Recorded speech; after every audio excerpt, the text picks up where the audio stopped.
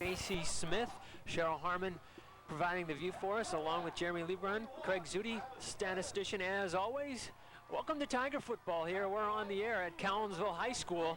Southwestern Conference final game here at senior night in Collinsville. The Jayhawks just 3-5. The Tigers' impressive win last week against Belleville East. They're 8-0 and awaiting tomorrow night's playoff that's come out at 6 o'clock, I believe, is the time, and they'll determine who they end up playing in the postseason. A win tonight would pretty much assure the Tigers of another home game, a lot like last year, going undefeated, losing against Naperville Central the first round, and probably going to 6A, which many people think is the tougher class. Others don't. I think as far as depth-wise, 6A much better. They pass so well in the Chicago area, and we'll have to wait and see how everything unfolds. But it's Jayhawk time tonight, JC, and well, and it's been interesting. It's a beautiful night for football. There's a chill of autumn in the air, and the Tigers have responded to different challenges throughout the year. Seems like they'd be able to respond to every challenge that's been presented to them, and now a game that will be full of emotion, I'm sure, Todd. No question about it. Bitter rivals. Everybody remembers last year, both teams undefeated, playing at the complex in front of about 7,000 people. The Tigers won 7-6 thanks to a blocked extra point, a come-from-behind win as they fell behind 6-0. So the Jayhawks certainly want some revenge, I think, here tonight. The Tigers, they know, are undefeated. They'd like to spoil the season, but certainly they have their work cut out. This Jayhawk team, 3-5. They've lost to Bethalto, Mascuda, Belleville West, those three to open up the season.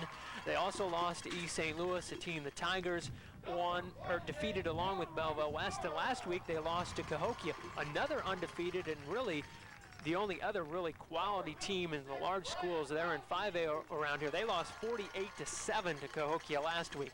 So it's going to be a big-time challenge for Collinsville tonight. Well, you know, in an emotionally charged game like this, you can throw out the records, and as the Collinsville squad is introduced, why, on the hoof, they look like a group of talented athletes. I understand they don't have the great playmakers that they did a year ago, but that they do come off the football and try to play a ball control offense. And traditionally, they've played good defense as well.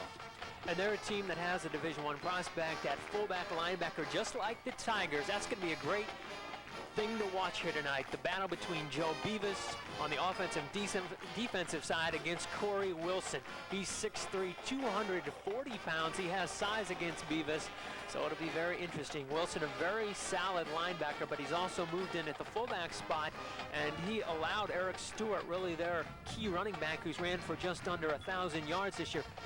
A couple weeks ago against Alton, he ran for 300 yards in one game, and they've really only had these two as a tandem the last few weeks. And this will be an opportunity for Wilson one more time to impress the college scouts with his skills on both offense and defense. And you see the Tigers coming onto the field now too. We're going to take a break and come back for Tiger football, and you're watching it right here on ECTV Channel 6.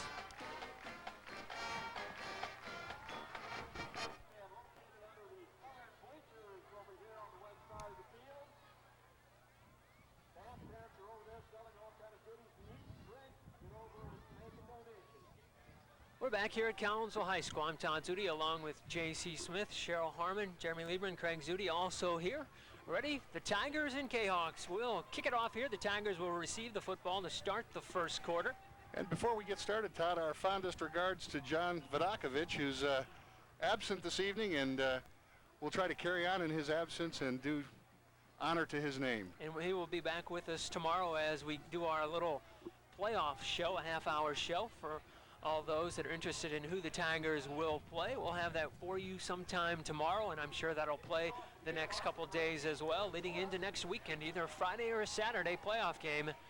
And we hope it's going to be a home one at the sports complex. Tim Doherty, looking at this as a dress rehearsal for the playoffs, I'm sure he'll want to play error-free football and make a statement on this first offensive series. You know, Collinsville will be ready to play as Wester takes it back. He has a seam. He's across the 30, and he's finally tackled down at about the 37-yard line. Corey Wilson, their Division I prospect, on the stop. A huge hole there for the Tiger senior. And Wester breaking a tackle there and making a nice cut up the field. And here comes the Tiger offense onto the field. We'll get you acquainted with the Tigers. The quarterback, Matt O'Leary, the tailback, Travis Evans, Joe Beavis at the fullback position. The wide receivers, Blake Westra and Demarius Coates. And we'll get to the line after this play. Tigers 2 wide receivers to the near side, I formation. Collinsville just puts 7 in the box, straight handoff to Travis Evans, and he's gonna maybe lose a yard as he was stopped right away by number 85. That's Larry Darnell, the first to get there. And Collinsville coming out in an 8-man front with cover 2 behind it, looking to stuff the run on first down. So it's going to be 2nd and 11 at the Tiger 37-yard line. Tiger offensive line, the tackles Tony Clark and Nathan Gray, the guards Nathan Becker and Nick Tarpoff, and the sophomore Ryan Walsh, the center. And the Tigers in an overset to the wide side of the field with an I formation. This time, the option, and it's fumbled, and it's going to be recovery for the Collinsville Jayhawks, and they get the start they certainly want. They only have to go 30 yards to pay dirt. The Tigers are sluggish first 2 plays after that good return by Westra. And Alaria executing the option. It looked to be a reasonably good pitch, but Travis just couldn't find the handle on it and dropped it to the ground. Wonder if the cold weather will have anything to do with it.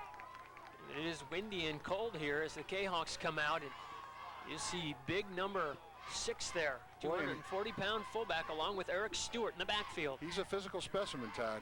And it's Stewart right away. Stewart for a few yards on the right side as he was brought down by John Soanes along with Joe Beavis. And you know, those of us from the coaching profession refer to this as the sudden change, where there's a fumble or an intercept or a change in possession, and the importance of maintaining your poise. And so we'll watch the Edwardsville Tigers here as they try to shut down the Cahooks.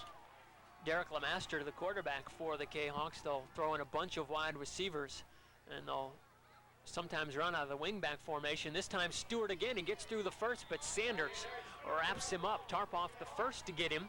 Sanders, though, on the tackle. And the Tigers running to the football again. This Collinsville offense is a ball control offense.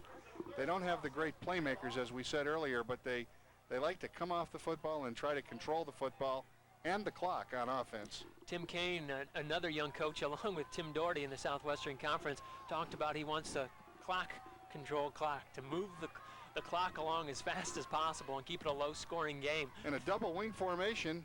They're going to throw, and they have a receiver open. Stewart makes the catch, and he's close to the 5-yard line. First and goal for the Jayhawks. Not a well-thrown ball there from Lemaster, but enough to get the job done. Well, a lot of air under the football and a great adjustment made by the receiver. One thing that Tim Doherty talked to his team about, and I went into the locker room this week, and in bold letters there up on their bulletin board it was, this is Collinsville's playoff game. They better be prepared to play, and so far the Jayhawks have come out ready to go at their own 2-yard line, or rather the Tigers' 2-yard line. Yeah. The Tigers going to have to take a timeout. This Jayhawk team playing with emotion in the first series.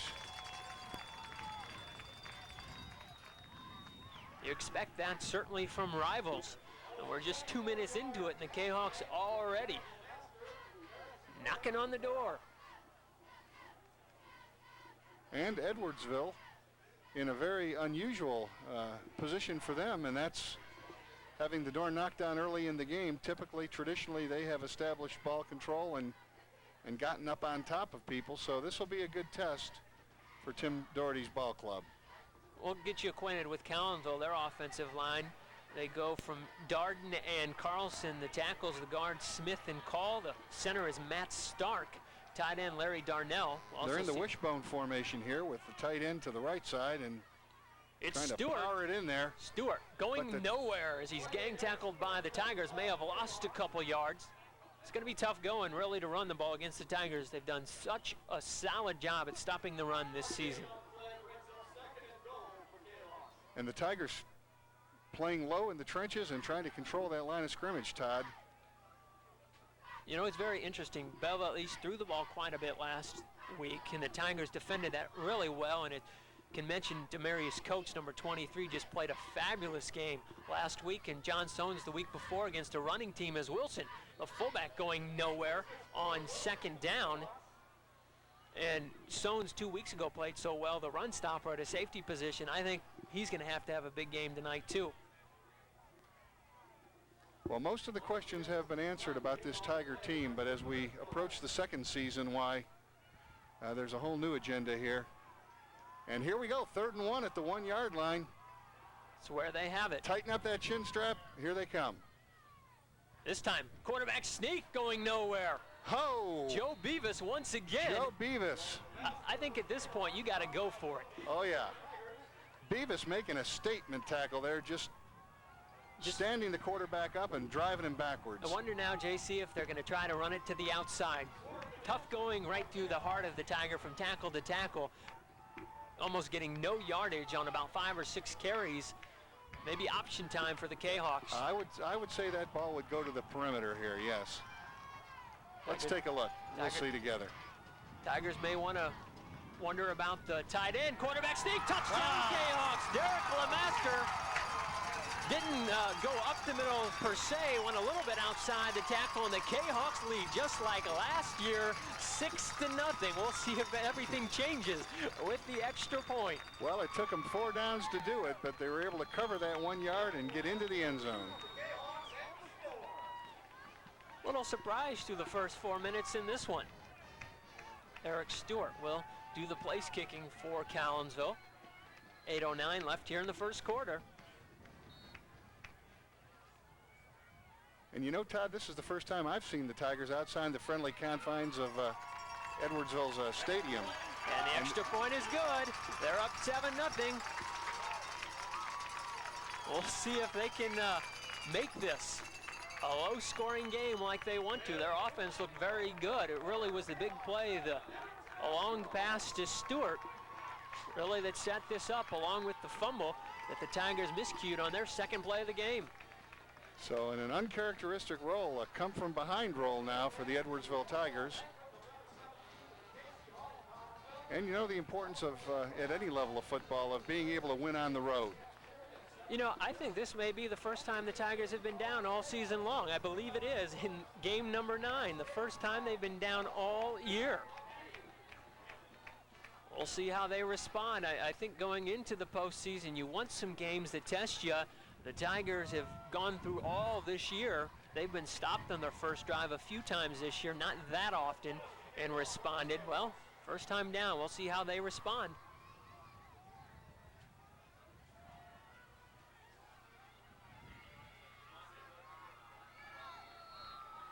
Tigers had a good return last time. They're going to kick it deep again to Westra. Westra at about the 5. That's the back pedal. He's trying the far side. Nope, he's going to cut it back up. He has some room, and he's going to struggle forward. Another solid return close to the 35, call it the 33-yard line. Another time where the breakdown in special teams for Collinsville, 1 man to beat the first 2 times. And you know, they keep Wilson on the field. I notice he's playing special teams also, lines up on offense, on defense, and even on the kickoff team. Here come the Tigers. 1st and 10. Wide receivers split to each side. See what the Tigers do on 1st and 10. They give it to Joe Beavis. Beavis has the first down. Beavis to the 45. He was brought down from behind by Wilson, I believe. And you know, when in doubt, you go back to the basics, and no one runs that straight-ahead dive better than the Tigers, giving their offensive linemen a chance to tee off and come off the football and putting that football north and south. So 13 yards for Beavis on his first carry. And the K-Hawks playing a cover 2 zone, trying to get 8 men up involved in stopping the run. Same formation. 1st and 10. Beavis again. Beavis through the first surge. Beavis still on his feet. Runs through. Has the first down into Collinsville territory. Close to the 42. Can anybody stop the Tiger fullback? Classic Joe Beavis. We've seen it all year. Knees churning. Forward body lean. And you better tackle him. He's not going to fall down himself. Gotten so much stronger, and his balance has improved quite nicely from last year, and you can even see the dramatic effect from 2 seasons ago. Beavis came in with 658 yards rushing the ball this year. It's at the 43 of Collinsville. Hilaria, long snap count, straight handoff Travis Evans. Evans got through the line, but got stopped after he crossed the 40 to about the 39. And Travis just a step away from breaking that thing. Like to see this offensive line start to assert themselves. They have this size advantage against Collinsville. K-Hawks put up about 220, 235, 190. Or rather, that's not their defense. They put up 205, 180, 280, 210, and 200 on that line. Gives it to Beavis. Beavis has a first down, has a huge hole. Challenges to bounce it outside and brought down at about the 25. Joe Beavis for about 14 more. And I'll tell you what, the offensive line is starting to assert itself. And just playing straight ahead blocking, coming off the football. And Joe Beavis, no one better to carry the mail. They did score 7 against a good K-Hawk or Comanche team. Last year Collinsville did, but lost 48-7, so their defense really a question mark. The Tigers have it. The Collinsville 26. Hand off to Evans. Evans, as a line marches their way forward. Evans close to the goal line, still on his feet. He will score. What a terrific job that offensive line did again. They took care of everybody on the line, everybody at the linebacker position. It was up to the cornerbacks and safeties. They could not stop Travis Evans as he scores, but there is a flag down at about the 25-yard line. I think we're going to bring that one back.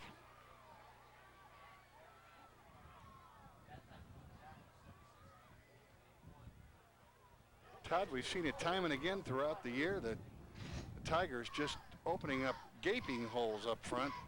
Collinsville better really put their chin strap on a little bit tighter because they're just getting overpowered on that line of scrimmage.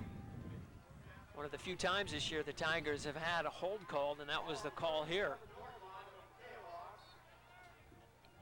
So it's 1st and 21 at the 37 with 6:08 left here in the first quarter. Tigers trailing 7-0.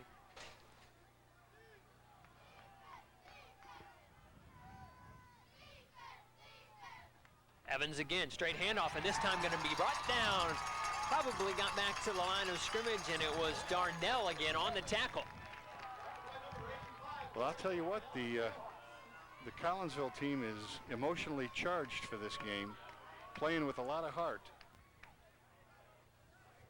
And conversely, I've got to say it's good to see the Edwardsville Tigers. They've not lost their poise.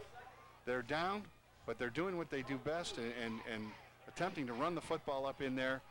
If they can eliminate the penalties and the mistakes, why, the ability to play error-free football is so very important. I think we're going to march the Tigers maybe back some more yards as a flag was thrown. Evans on that last carry lost a yard. False start on the Tigers, so starting to self-destruct after the apparent touchdown was called back on a hold.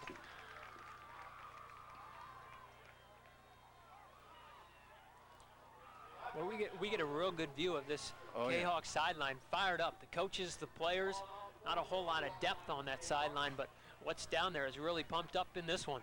And we're 2nd and forever here. Be interesting how well some of the linebackers hold out. Stewart playing defense along with Wilson, and the quarterback, LeMaster, is a linebacker. The overset to the wide side of the field and the option. Pitch to Evans. Evans, huge gaping hole. Evans close to the first down. He has it. He has one man to beat. That's Stewart, and he will run past him and get knocked out of bounds close to the goal line at about the 2-yard line.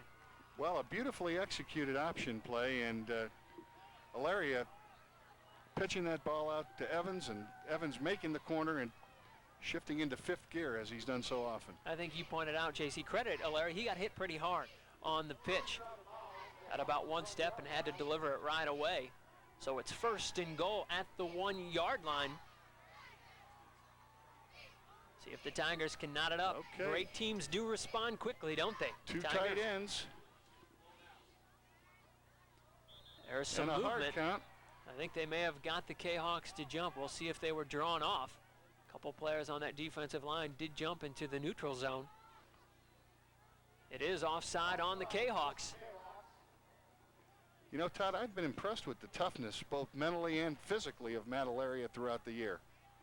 He's taken some hits, and he's always been able to come back and maintain his poise and confidence. Bulked up a lot from last year, about 10 pounds. Alaria, quarterback sneak, the touchdown there for the Tigers. From 1 yard out, we saw that 2 weeks ago against Glendale for a couple scores. right to the right side of that line. And it's 7-6 as the Tigers await their extra point try. So we're at the same score we were last year, just different team with the 7-6. And I don't really think it's going to stay 7-6 in this one. No, it looks like it's going to unfold as an offensive event this evening. See if the Tiger defense, when they get their second turn and make the Collinsville Jayhawks march the length of the field, Wolf will kick up on the way, and it is good, and we're tied at 7. So the Tigers respond to the challenge, and we've got a new game. You expect that of good teams, don't you? When they score first, you want to answer. Yeah, a real statement made there by the Tiger offense as far as their ability to move the football. But despite the obstacles and the pitfalls that they had, they were able to overcome them and put the football in the end zone. You know, on that whole entire drive, number 6 we can focus on down there, Corey Wilson at 240 pounds. People expect him to play in college somewhere at a top-notch program, and he really was not a factor. The Tigers neutralized him very well. I don't remember him making one tackle on that drive.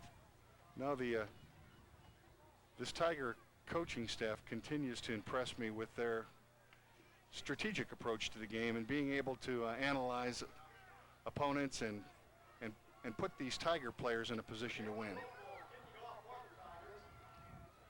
We really know where this kickoff is going. It's going to go down to number 40 at about the 20-yard line here on this near side of the field. It's about the place that it's always put. Oh, yes.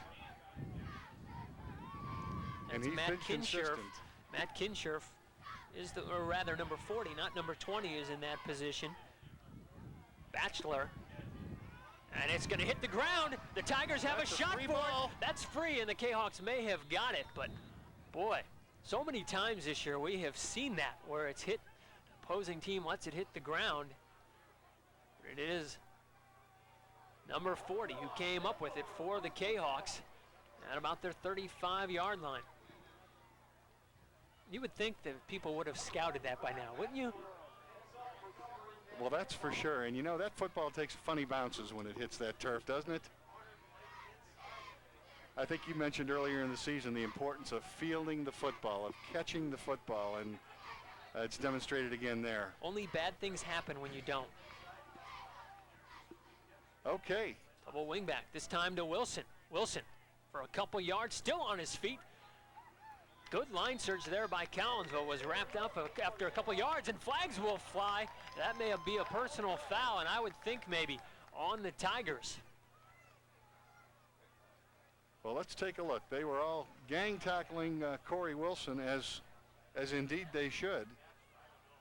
But it looked like one of the Tigers might have gotten overzealous. It's going to be on the Tigers. Certainly no love lost between these two teams, and I think a player, no question about it. A lot of basketball players on both sides. Corey Wilson, one of those. Travis Evans, Matt O'Leary on the Tigers squad. And I remember a game last year down at Collinsville where there was some bad blood, and Corey Wilson was the player that was really doing some not nice things out there. I think probably a reputation and used to playing against each other the last few years. Okay, they're in the double wing with the split end right. Wilson back at the fullback position. Give the handoff to Stewart out of the wing back, and Beavis was right there. He had Stewart all in his sights and not much there on first down. And it looks like the defensive Tigers' blood is beginning to boil. They're running to the football like they've done once again throughout the season. And it's good to see them running and playing that team defense. Todd, do these kids know each other? Is this a rivalry, not just on the field, but in the communities with the close proximity of the two cities? And there's a lot of, I guess you can call it kind of pee-wee, select pee-wee team where the two teams sometimes play on the same team. The two towns put players on it as Wilson gets the carry. Slips through one, the Tigers string him out, still on his feet. Strong run across the 40 to the 39, but it's going to be third down for the Jayhawks as the Tigers strung him out to the near side.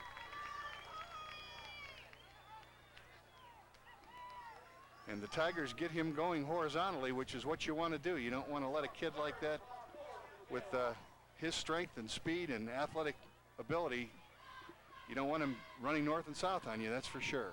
Yeah, so he's got some speed, but he doesn't have breakaway speed where he's going to beat you if you get him going east and west, no question. Again, they're going to stick with that formation. They're going to throw.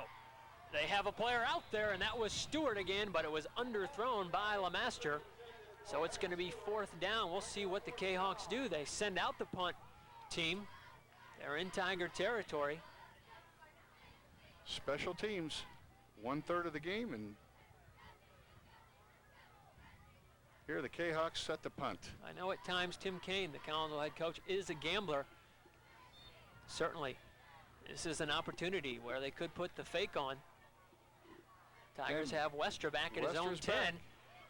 As he shanked it, it's on the ground and it's going to roll. It's going to get into the end zone, and no close to it. That was only the 5-yard line.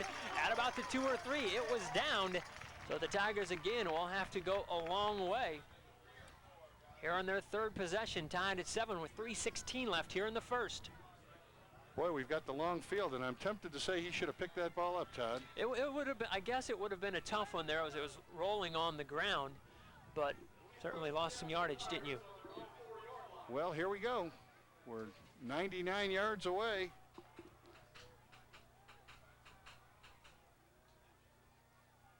Tigers wide receiver to each side. Collinsville stacks the box. This time it's Beavis. Beavis got tripped up and got about 3 or 4 on 1st down. Beavis, I mentioned, came in with 658 yards. Travis Evans, 1,237. Matt Alaria, 489 yards. That's all rushing by the Tigers. Great balance. Has thrown for 570. So the Tigers, a very potent offense.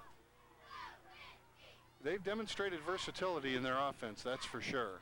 Beavis again. Beavis fumble the football. No. It's on the ground. The K-Hawks may have it. As they're signaling they do, it was just 2 players down there, 1 from each team. And I believe a fight for the football as they both were in there. And I think it's the Tigers football. Retain the ball. Boy, could have been the 2nd deadly turnover by the Tigers. They had one on a pitch earlier in this ball game.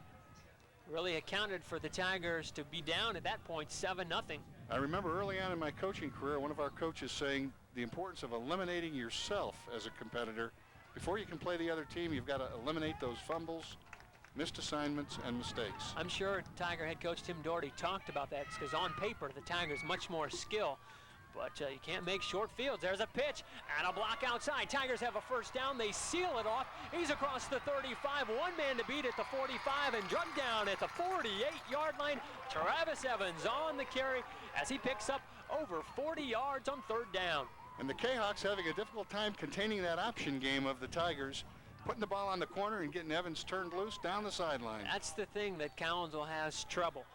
Not as speedy as the Tigers year in and year out. Very good between the tackles, Collinsville, but outside, really, the Tigers have that. Westra to the near side, and Coates, who caught a touchdown last game, on the far side of the field. Collinsville, again, an 8-man front trying to stop the run. Up the middle, Evans. Evans for about 8 yards as he crosses the 50-yard line. Lots of missed tackles by Collinsville or breaking tackles by the Tiger running backs, whichever way you choose to look at it. Corey Wilson there on the tackle, one of the few times we've seen him. Going to be 2nd and 3, 46-yard line. Tigers 2 tight ends in this formation out of the eye. Give to Beavis. Beavis has the 1st down. Beavis stays on his feet. He tried to move his feet and get him going and really stumbled and fell down shy of the 35-yard line. I don't even think anybody got a hand on him that time. No, and the complimentary play to the option, giving the football to the fullback, making that defense play honest inside. What a great job this Tiger offensive line is doing once again in week 9 of the season. We've said it all year long, every week. They're tremendous consistency. They are. They do just a great job. And the overset to the right side. Here's Evans. Evans through the middle for about 4 or 5 on 1st down. Again, right through Corey Wilson territory. Wilson had the tackle once again. Tigers not shy going that direction. Still awaiting their first pass here with 40 seconds left in the 1st quarter. Collinsville has thrown twice and have completed 1, a big play that set up their score Each quarterback has scored in this one. And you know, as an old quarterback, I can kind of sense those offensive linemen coming back to the huddle. They've got a chip on their shoulder, and they've got something to prove here tonight. Tigers certainly getting it done up front. 2nd and 6 at the 33-yard line. Beavis has the first down. Beavis across the 30. He's brought down again by Wilson. Wilson making every tackle on this drive. And that's your classic collision between Beavis and Wilson. Joe Beavis came up hobbling, limping off. He's going to go off. I think we'll see Darrell Lester come into the ball game. That's exactly who's going to come in. Be timeout for a measurement. This is close to a Tiger first down. Did not pick it up. 17 seconds left here in the first quarter. You know, the Tigers as a team don't throw the ball very much, but Blake Wester, everybody knows, a weapon at the wide receiver position who's caught the ball 15 times for 380 yards. Well, last week, I think for the first time that I can remember, maybe I'm wrong, that Demarius Coates caught a pass last week and it went for a touchdown. And he played such a great defensive game. He made one of the best high school pickoffs I've seen in a while last week, running step for step about 50 yards down the field. Had to turn and jump and make an interception, also deflected one coming out of nowhere. And then later in the game, over the middle, ran a nice slant. Alaria on motion, gave him the ball, scored. That's another weapon in the Tiger arsenal I'd like to see get into full swing this season. Well, the versatility of this offense and everyone stepping up and contributing in their time, in their way. And here we go. 10 seconds, just under it. On 3rd and 1, flags will fly. Not sure exactly what the flag is going to be, if it's going to be procedure again on the Tigers, and I think it will. Indication is against Edwardsville. Guess they went into the neutral zone there. It's an offside call, which you, to me, only see at the high school level being called on the offense.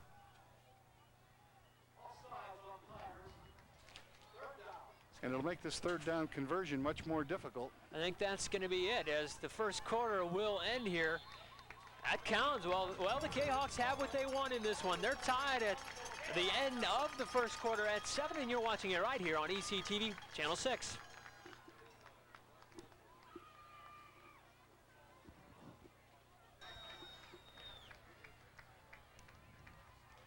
Back in Collinsville for the start of the second quarter. We're tied at 7. Tigers have it 3rd and 6 at the Jayhawk 33-yard line. Have Luster and Evans in the backfield out of the eye.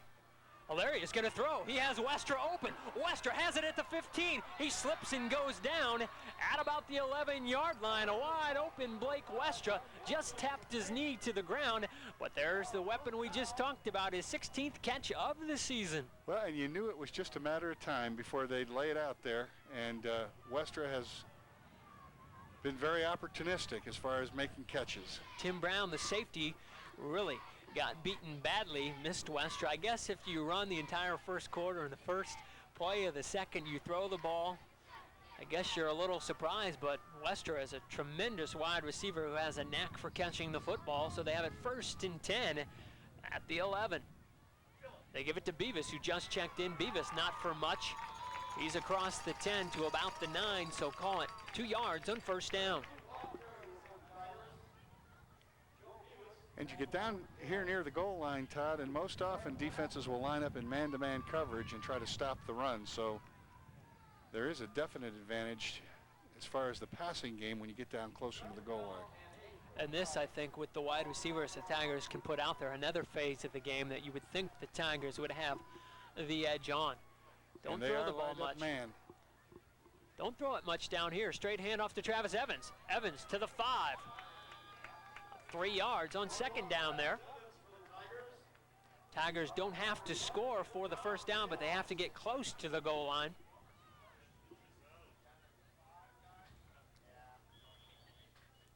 He's across the 5. Officials timeout. Number 79, Jeremy Call. And what do you think's going through Coach Tim Doherty's mind as he approaches the playoffs here, Todd, in an emotionally charged game this evening? What is his approach to the playoffs? Well, to the play, I think at this point, I don't think he's really thought a whole heck of a lot about the playoffs, because he's one of those coaches that thinks about the next game, and that is really it. I think later tonight he'll start thinking about the playoffs and get anxious about who he's going to play. But it's interesting all the time. He knows he's going to play a tough opponent all the time and have to get them ready to play because there's some good teams in the Chicago area. Joe Beavis on third down. Not going to get the first down, maybe a yard or two. 4th and 2. And an interesting call for Tim Doherty. And one thing about playing in the postseason that the Tigers always see, teams are very good up north at stopping the run. And the Tigers, with them not being able to throw the ball very much in seasons past, or not quite as effectively as they have this year, they've been pretty predictable. So this year it's going to be very interesting to see his game plan going in. If he's going to show us some different plays that I think he may have in his back pocket that he's waiting to really unveil come the postseason. And one play that I really have liked that I've seen in college that people do and I think would work great for the Tigers, not to say I'm qualified as a coach to give advice to somebody who's won as many games as he has, but you see Nebraska use so much is teams that run the option, you fake handoff to the fullback, act like you're going to go the option, take a couple steps back, and launch the football. Tigers have some wide receivers that can get open, and with you running so much, can open that up. Well, sure. A lot of teams playing cover 2, trying to roll those corners up hard on run support, and it opens up a passing lane down the boundary, or if they're in 2 cover down the middle of the field. And that play action game is a very, very positive aspect of the passing game. And I think he'll also throw the ball a little bit more to his backs, specifically Travis Evans come the postseason. And teams in recent years haven't had that as much from this Tigers squad. So we'll have to wait and see. And I mean, with this offensive line, who knows? You may not ever have to use it come the postseason. Well, here we go. A big play, 4th and 2. At the 2-yard line, Tigers shift with 3 running backs. Lester in there, Beavis, Evans. Alaria keeps it. He has a player chasing him. Great coverage. Alaria beats it. Alaria will score. Wait, what terrific individual talent from Matt Alaria. Alaria, the second touchdown of the game for the Tiger quarterback. This one from 2 yards out, and the Tigers lead it 13-7. It was mano on mano with number 2 for Collinsville, and Alaria got it done. I'll tell you, Todd, athleticism at its best. He kind of had a stutter step in there and was able to use his athletic ability and speed to get to the corner of the end zone. Jake Barrows was the player that he beat on it. Boy. And an outstanding bootleg fake also. You know, one of the things we coach quarterbacks is the importance of not hurrying, not rushing that bootleg fake. You've got to kind of let that play action take effect and then wheel on out with the football, and he did it perfectly. High snap, Wolfel. Kick up long enough, and that will be good. The Tigers lead it for the first time tonight, 14-7, as they just marched 96 yards down the field for the score. And the K-Hawks have really not shown they can stop this potent Tiger attack other than if the Tigers turn the football over. Well, and you know the backbone of this Tiger offense, that offensive line, week in and week out, play in and play out, series in and series out, they're there. And the game is almost always put on their shoulders, and they came through once again in this series by moving people out. Tigers have been impressive since that first drive where they fumbled it on the second play, and then Collinsville later scored after about 5-6 plays. And a noticeable decrease in the amount of enthusiasm on the K-Hawk sideline. Certainly a time the Tigers could just take the momentum away from this one. They're scoring 2 straight times and stopping Collinsville the previous time. It was so many big plays on that drive, you can't really single out one. Lester made a big catch. Evans and Beavis had some big runs. Alaria, a big 4th down conversion. Beavis also came back from a little bang up on the injury as Wolfel kicks it. It's down, it's on the ground again. It's loose, and it may have run out of bounds at about the 20-yard line. An interesting strategy by the Edwardsville Tigers special teams coach on kickoffs. That high lob kick over to the sideline. And that's new. They've never done that before. They've shanked it, but it's been more on the ground. This time they've tried to make teams catch it. And I don't know why teams have struggled so much. It's just a matter of talking to your teammates. and making sure you know what's going on. Well, tremendous hang time on the football, and most often we found the player that catches the ball is stopped right there. You get people backpedaling, bad things will happen as the Tigers string out the option. Stewart on the carry for about 2 yards. He's just shy of the 20-yard line. 8 Tigers surrounding the football and putting a hit on him. You can call out a bunch of names there. Nathan Gray, who is playing more defense. That started last week, number 76. Tarpoff was there along with Westra and Beavis.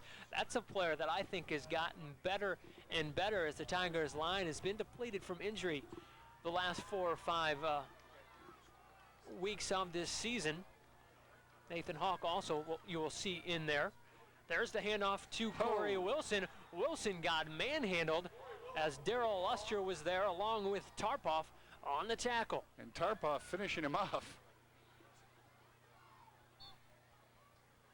This Corey Wilson is a strong young man, showing great physical strength, but the Tigers are wrapping him up. He came in with 70 carries, 412 yards, but that really, the last half of the season, changed a lot. In fact, the Tiger coaching staff wasn't sure exactly who the starters were going to be because they had changed so much. The pitch to Stewart. Stewart not even close to the first down, and that should bring out the punting unit. So he got to about the 26. And Todd, what are they projecting as a college position for Corey Wilson? I would think he'll be a linebacker, just like Joe Beavis. That's what most people really think they're going to be, and both of them also could be successful at the fullback positions. They're both that versatile, but I think the real talent comes at the linebacker position. The Tigers block the kick. That was Ziegler. Beavis has it. Beavis will score. The Tigers with the block and the little 5'3.5" senior for the Tigers. The spark plug that always makes big plays. J.R. Ziegler and the other linebacker Look scored. at Ziegler, just the enthusiasm, the raw enthusiasm. They loaded up the right side of that Collinsville line and just came after it and were very successful. Tigers had a chance earlier to block one and just missed it. Well, they got that one done, and it's 20-7 here with 7:55 as the Tigers have owned the first 4 minutes of quarter number 2. We haven't called Ziegler very much here tonight so far, and that's the first time as Wolfel. Kick is long enough, and that is also good. He's converted on all 3 tonight, and the Tigers lead by 14. Well, a strange quirk of events in the beginning of the game, but the Tigers now playing like the Edwardsville Tigers that we've seen all season and really asserting themselves on offense, on defense, and with a punt block on special teams. And some good returns by Westra after the 2 kickoffs. No question. I'm sure they got a very vicious tongue lashing from Tim Doherty after that first touchdown they gave up, and really they caused it by turning it over. A couple weeks ago against Glendale, we also saw him lash the team as he wasn't pleased with the first few minutes of the contest, and that was last year in the playoffs. The Tigers came out very sluggish in the first few minutes of the ball game and got behind against Naperville Central in the playoffs, and we hope that won't be the case come next week.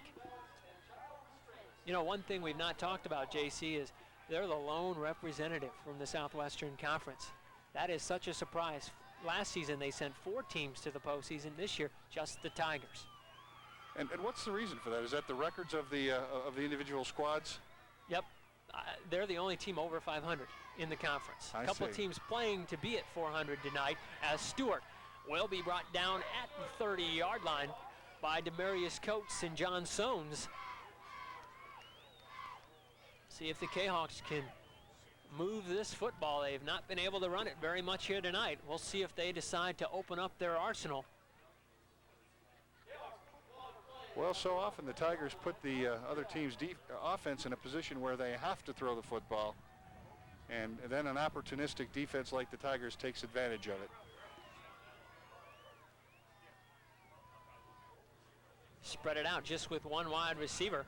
The option to the near side. The Tigers string it out again. He got through Luster, and he picks up about 4 on first down. Luster had him in the backfield, but Stewart broke free.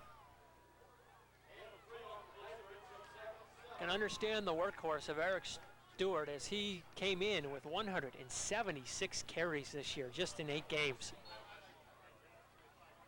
playing two position both ways, that is a workhorse. Certainly would take its toll.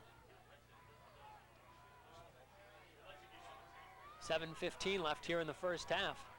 And the Tigers in that 50 front, strong safety to the wide side of the field. They give it this time to the wingback as he's close to the first down. He was brought down by Ziegler, and Luster was also there. That was Darrell Dunlop, number 24, on the carry, so it's going to be 3rd and 1. 5'7", 150-pound senior. It's a long one here on 3rd down, and certainly a 3rd down conversion. The Jayhawks have to convert. Tigers put 4 on the defensive line. They're going to give it to Stewart. Stewart may not get there. I don't think he will. I don't think he did, Todd. That was Joe Beavis along with Richard Sanders. Beavis knifing in from the outside and slowing his progress. It's going to be close. It's going to probably measure here. And they will ask for the measurement. It's going to be close. You know, Richard Sanders did a nice job knocking the offensive lineman back, but you're right. Then Joe Beavis made it much easier to stop Stewart. When you're a power running team, you certainly have to convert 3rd and 1. Yeah, there's nothing more discouraging as an offensive coach or player. And it's a first down. And they convert. Just barely, but the first down that the Collinsville Jayhawks needed. They moved the chains for the first time in quite a while.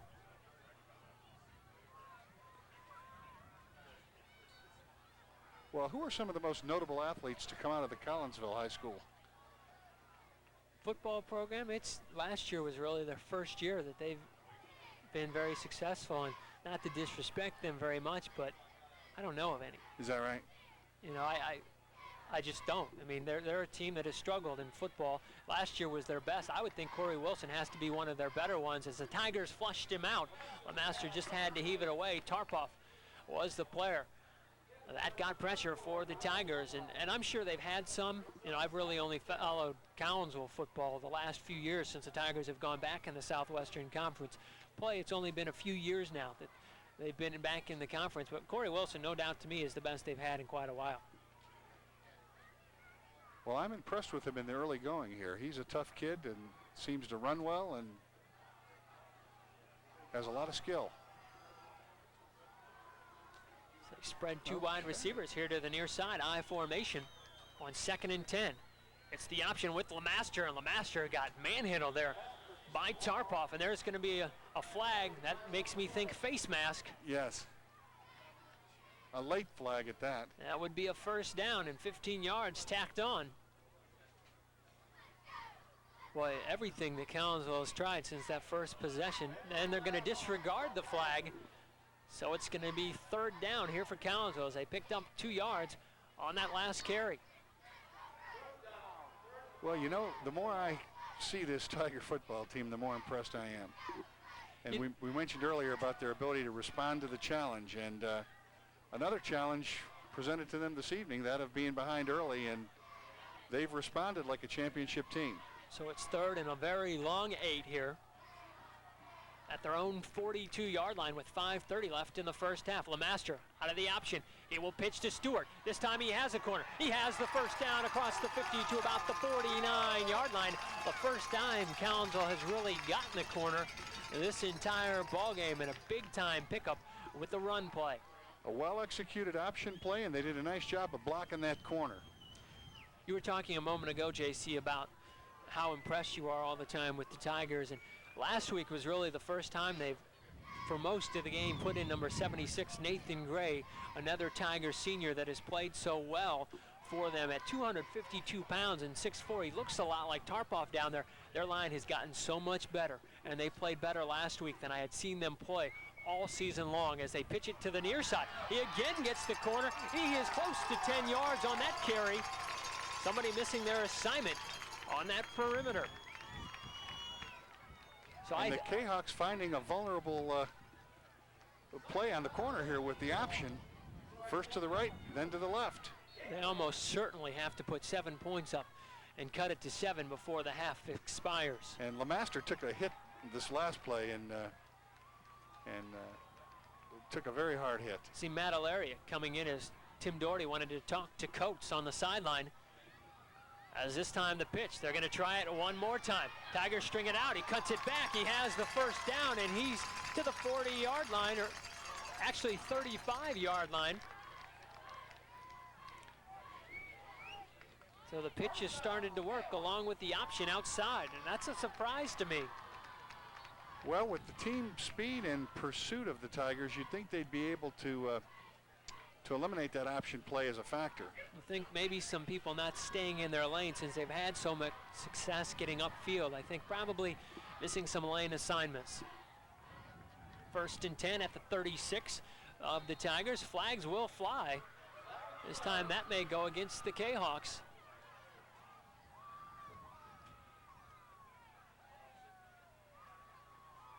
This time offside on Collinsville. Each team has been penalized in that fashion tonight. Now, this officiating crew very sensitive to the line of scrimmage and the offsides penalty. A little surprised. I mean, they've thrown quite a few flags here. Not to say that the officials have done a bad job, because they have not, but one of the most penalized halves of the season that the Tigers have been involved with. They won't pitch. The straight handoff to Stewart, who has more room on 1st down. Gets about 3 or 4 to about the 39-yard line here with 3:45 left in the half.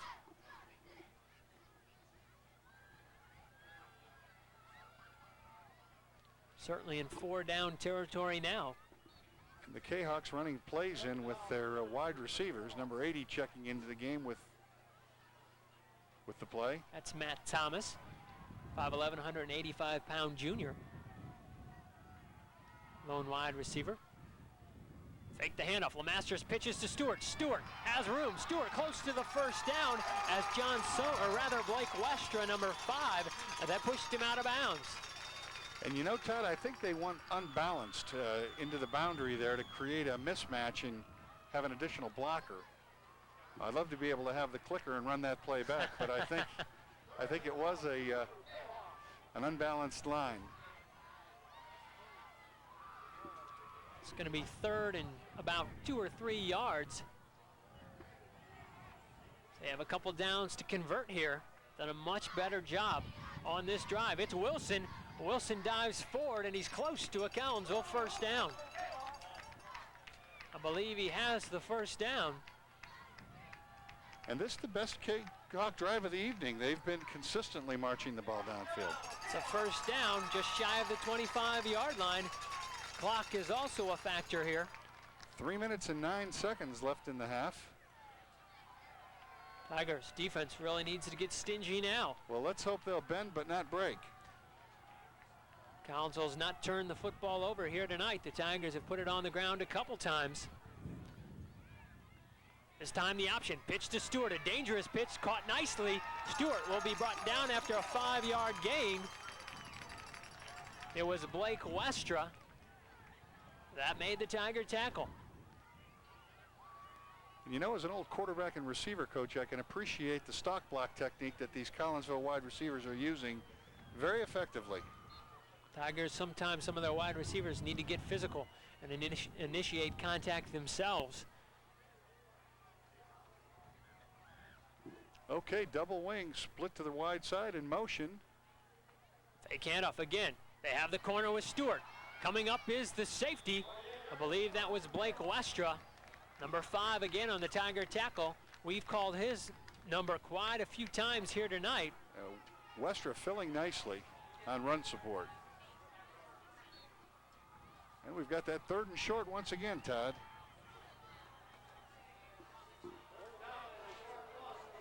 Westra came in with about 30 tackles on the season. Played very well. JC mentioned another short yardage opportunity. It's time Stewart. Stewart has the 1st down. And much more, about 2 or 3 yards will be added on. Close to the 10-yard line. Collinsville methodically marching here with 1:36 left in the half. They're trailing 21-7. Tigers have scored 21 straight points after falling behind. And the K-Hawks reestablishing their confidence and putting together a fine drive. LeMaster option to the near side. Gets the pitch. Beavis was right there. Not much, and that's exactly what you expect from the Tiger middle linebacker, Joe Beavis.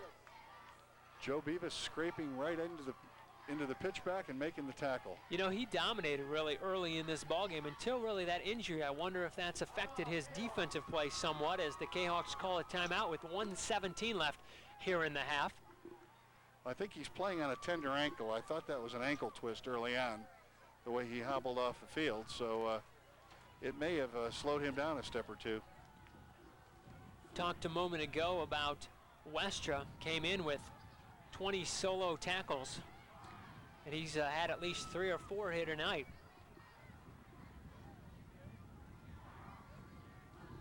Well, he's got great range and speed, and puts himself in a position to make those tackles.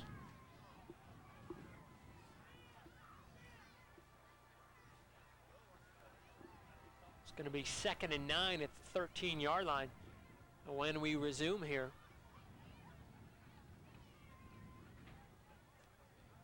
Been a real solid game. Both teams have come out hitting, played hard, and a game I think you certainly like, that it's still close at this point for the Tigers heading into next week. Well, one thing I'll say about this Collinsville squad, they'll hit you. They're out here to play, and they're playing with a lot of enthusiasm and a lot of passion. They're going to throw here. They have protection. Now they're going to run. Becker misses the tackle. Beavis is there and finally brings him down at about the 5-yard line. That would be about 8 yards on the carry, so it make it 3rd and short, and they're not going to give him that good of a spot. And Todd, that looked like the mirror image of the play they threw for the touchdown earlier. Although this time the tight end wasn't open, and the quarterback improvised and picked up a few yards. Certainly a much better adjustment by the Tigers in their secondary as the Jayhawks call another timeout here with 56 seconds left.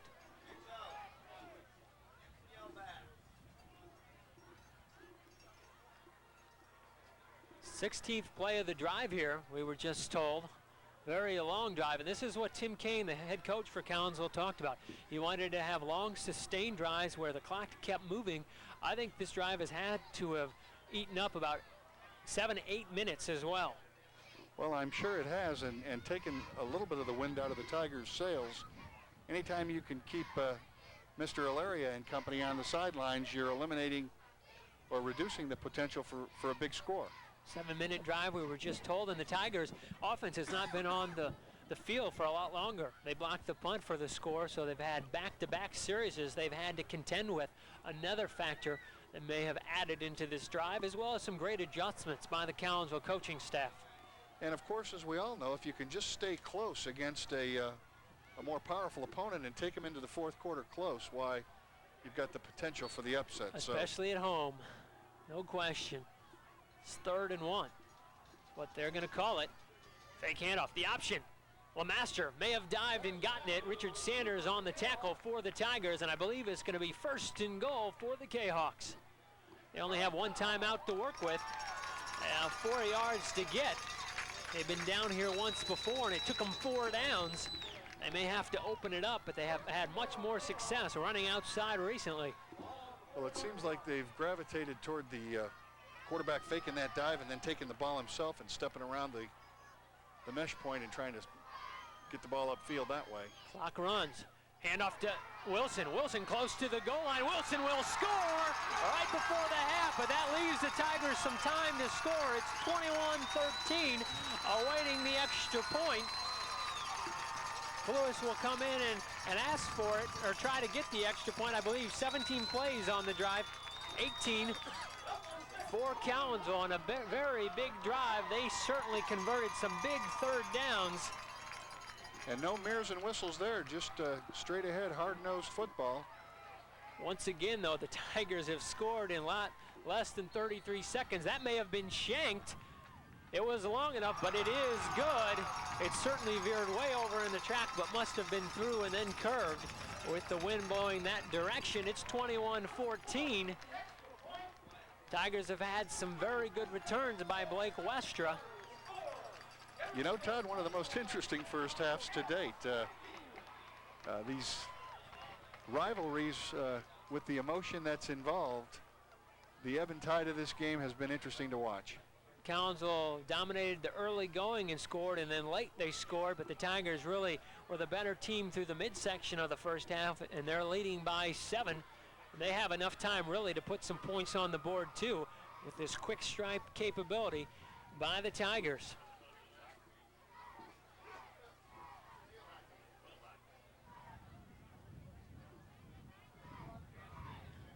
And is that Westra they have deep there, Todd? They have Westra along with Evans, and then they have J.R. Ziegler and believe Darrell Luster in front of them. Those players at the 25, and Evans and Westra inside the 10. Well, you know Evans can take it the distance anytime he touches the football, and Westra quite the same. So you're right, 33 seconds is plenty of time for these playmakers to make a play. I would think they're going to kick it short here. They just trying to get over that first line. You can see that line there, about the 50-yard line. They will, and it's going to be Lustra. He has it at the 30. Lustra cuts it inside, has a gap. Lustra to the outside. Lustra across midfield. He's knocked out of bounds inside the 40-yard line. As JC mentioned, a lot of time by the Tigers. They can throw, they can run it here. Darrell Lustra about 20, 30 yards on the kickoff return. But there is a flag on the play, I see too. At the Tiger 40-yard line, it's going to be a clip, and that's going to move it way back for the Tigers. Unfortunate penalty. One of the most penalty-plagued halves we've seen in the Tigers season all year long.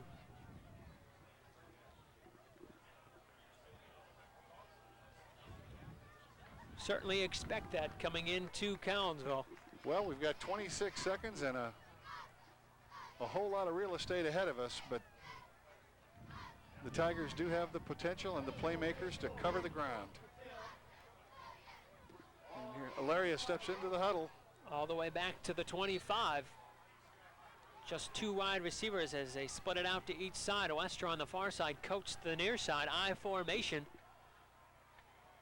Ilaria gives it to Beavis. Beavis has a huge hole. Beavis into the secondary. Beavis across the 50. Beavis to the 40, 35, 30, and going to be brought down finally just shy of the 20-yard line with 15 seconds left. The Tigers want the timeout. They're going to get it. The clock has stopped. And the flags are in the pockets. No flags there, Todd.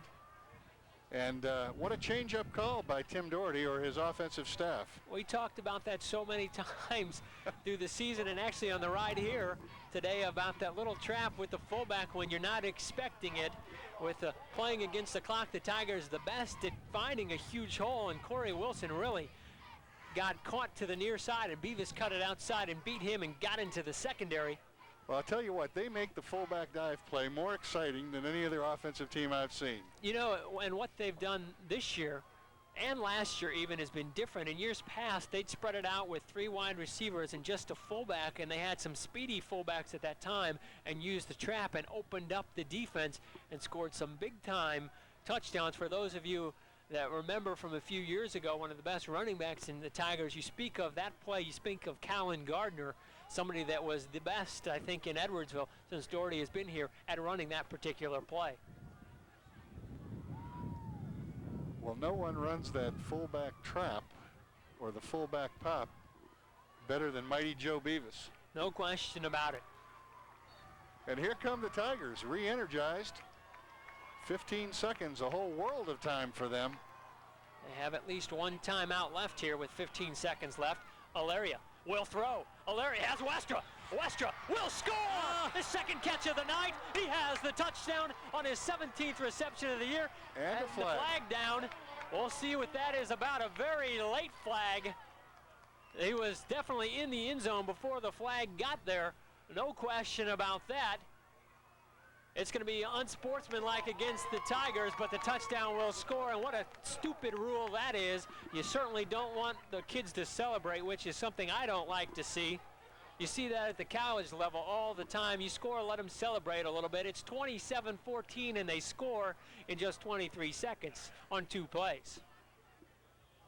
The quick strike potential of this Tiger offense is beyond words, and I'll tell you what, Ilaria almost lost the snap, but maintained his composure and threw a perfect strike. It's going to be a long extra point. It's all the way back to the 20. It's going to be up. It's going to be close to long enough. It is, and it is good from Jacob Wolfel. That is just a blast from the Tiger kicker. He's a sophomore. From what I read yesterday, he also kicks for the sophomore team as well as the varsity team, unless there was a mistake. I saw his name in the paper. A little extra practice for the field goal team while kicking the extra point, Todd. Tigers answered in 23 seconds, and it's 28-14, another momentum shift in the first half.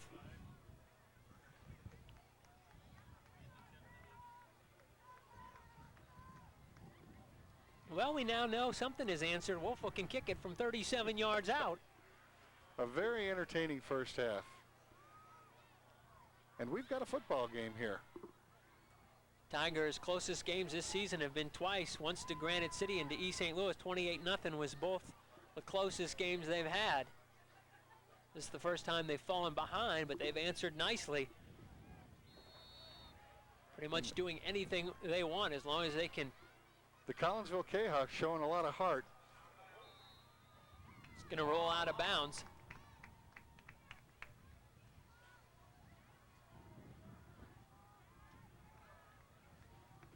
So that'll bring the Jayhawk offense back out with 10 seconds, left. We'll see if they put it up in the air.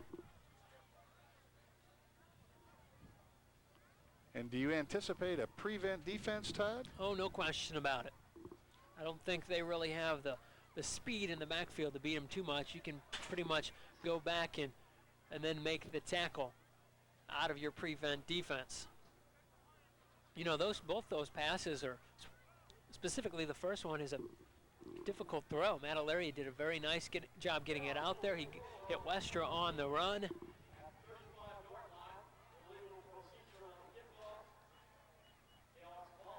The Tigers have been plagued by penalties this first half, have they not? No question about it. Tigers almost were caught with 12 men on the field there. They got Nathan Becker off the field as Aaron Skizik, number 81, is in for him on the defensive line. Certainly in prevent defense, as they have 4 players real far back, and they're going to give it to Corey Wilson, the fullback, and Wilson still chugging forward, and they're going to gang tackle him after he picked up the first down. Tigers have a hurt player down there. Believe that is Nathan Gray.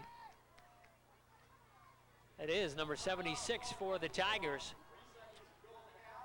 Jayhawks call a timeout with 3 seconds left. The 6'4" to 263-pound senior kind of shrugging it off.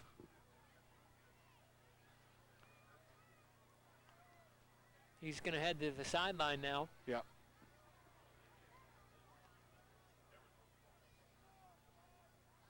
We talked about this earlier in the season, Todd, but just the physical size of these Edwardsville Tiger players today, a tremendous compliment to the strength program, the all-round football program that's been established here by Coach Doherty. And they worked so hard at it. That was a phase of the program before he got here that was somewhat lacking, and now he's gotten it into place, and the kid's getting bigger and bigger, and no question the biggest line he's had here in Edwardsville. So they're going to throw it. LeMaster going to be flushed. He's going to throw a line drive, and it's going to be dropped, almost caught, and for a moment I thought it could have been picked off. Well, that's the end of the first half. We'll be back in a minute to recap it, give you some stats here at the end of the first half. Tigers leading in this one in a great game here in Collinsville, 28-14, and you're watching it right here on ECTV, Channel 6. Welcome back to Collinsville High School. We're at halftime. I'm Todd Zudi along with J.C. Smith, Jeremy Liebman, Cheryl Harmon here along with Craig Zudi providing the stats. Tigers leading it 28-14. They fell behind 7-0 in this one and really rallied back strongly, scoring 21 points, and then they closed it out. A big momentum burst after Collinsville scored with 33 seconds left. The Tigers in 2 plays in 23 seconds ended up scoring with 10 seconds left in the half. And as we talked about, momentum so key in sports, and the Tigers grabbed it, JC, right before the half. Well, and it was a tremendous, tremendously explosive couple of plays. And wouldn't you like to be a fly in the locker room and be able to to listen in on what Coach Tim Doherty might have told his coaching staff and players during the halftime break. And it was a big half for the Tiger quarterback, Matt O'Leary. 2 touchdown runs, a touchdown pass to Blake Westra. They also had a blocked punt for a score. And then for Collinsville, their quarterback and then their fullback scored for them. Stats in the game, the Tigers 256 total yards in the first half. 218 of those through the ground, 38 through the air, and they were led by their 2-star running backs, both over 100 yards already. Joe Beavis on 10 carries, 112 yards. Travis Evans, 103 yards on 10 carries, and they had, as always, the typical halves you can expect of those. You don't want to get greedy, but that's really what they do week in and week out. Well, you've got Mr. Inside and Mr. Outside there, and tremendous versatility as they spread the wealth around the offensive team. You know, it's funny you say that. A couple of years ago when they were sophomores, I dubbed them Mr. Inside, Mr. Outside, and I haven't heard that for a couple of years. Evans has done a better job inside running, but you're right. He's really got most of his yards tonight on the outside.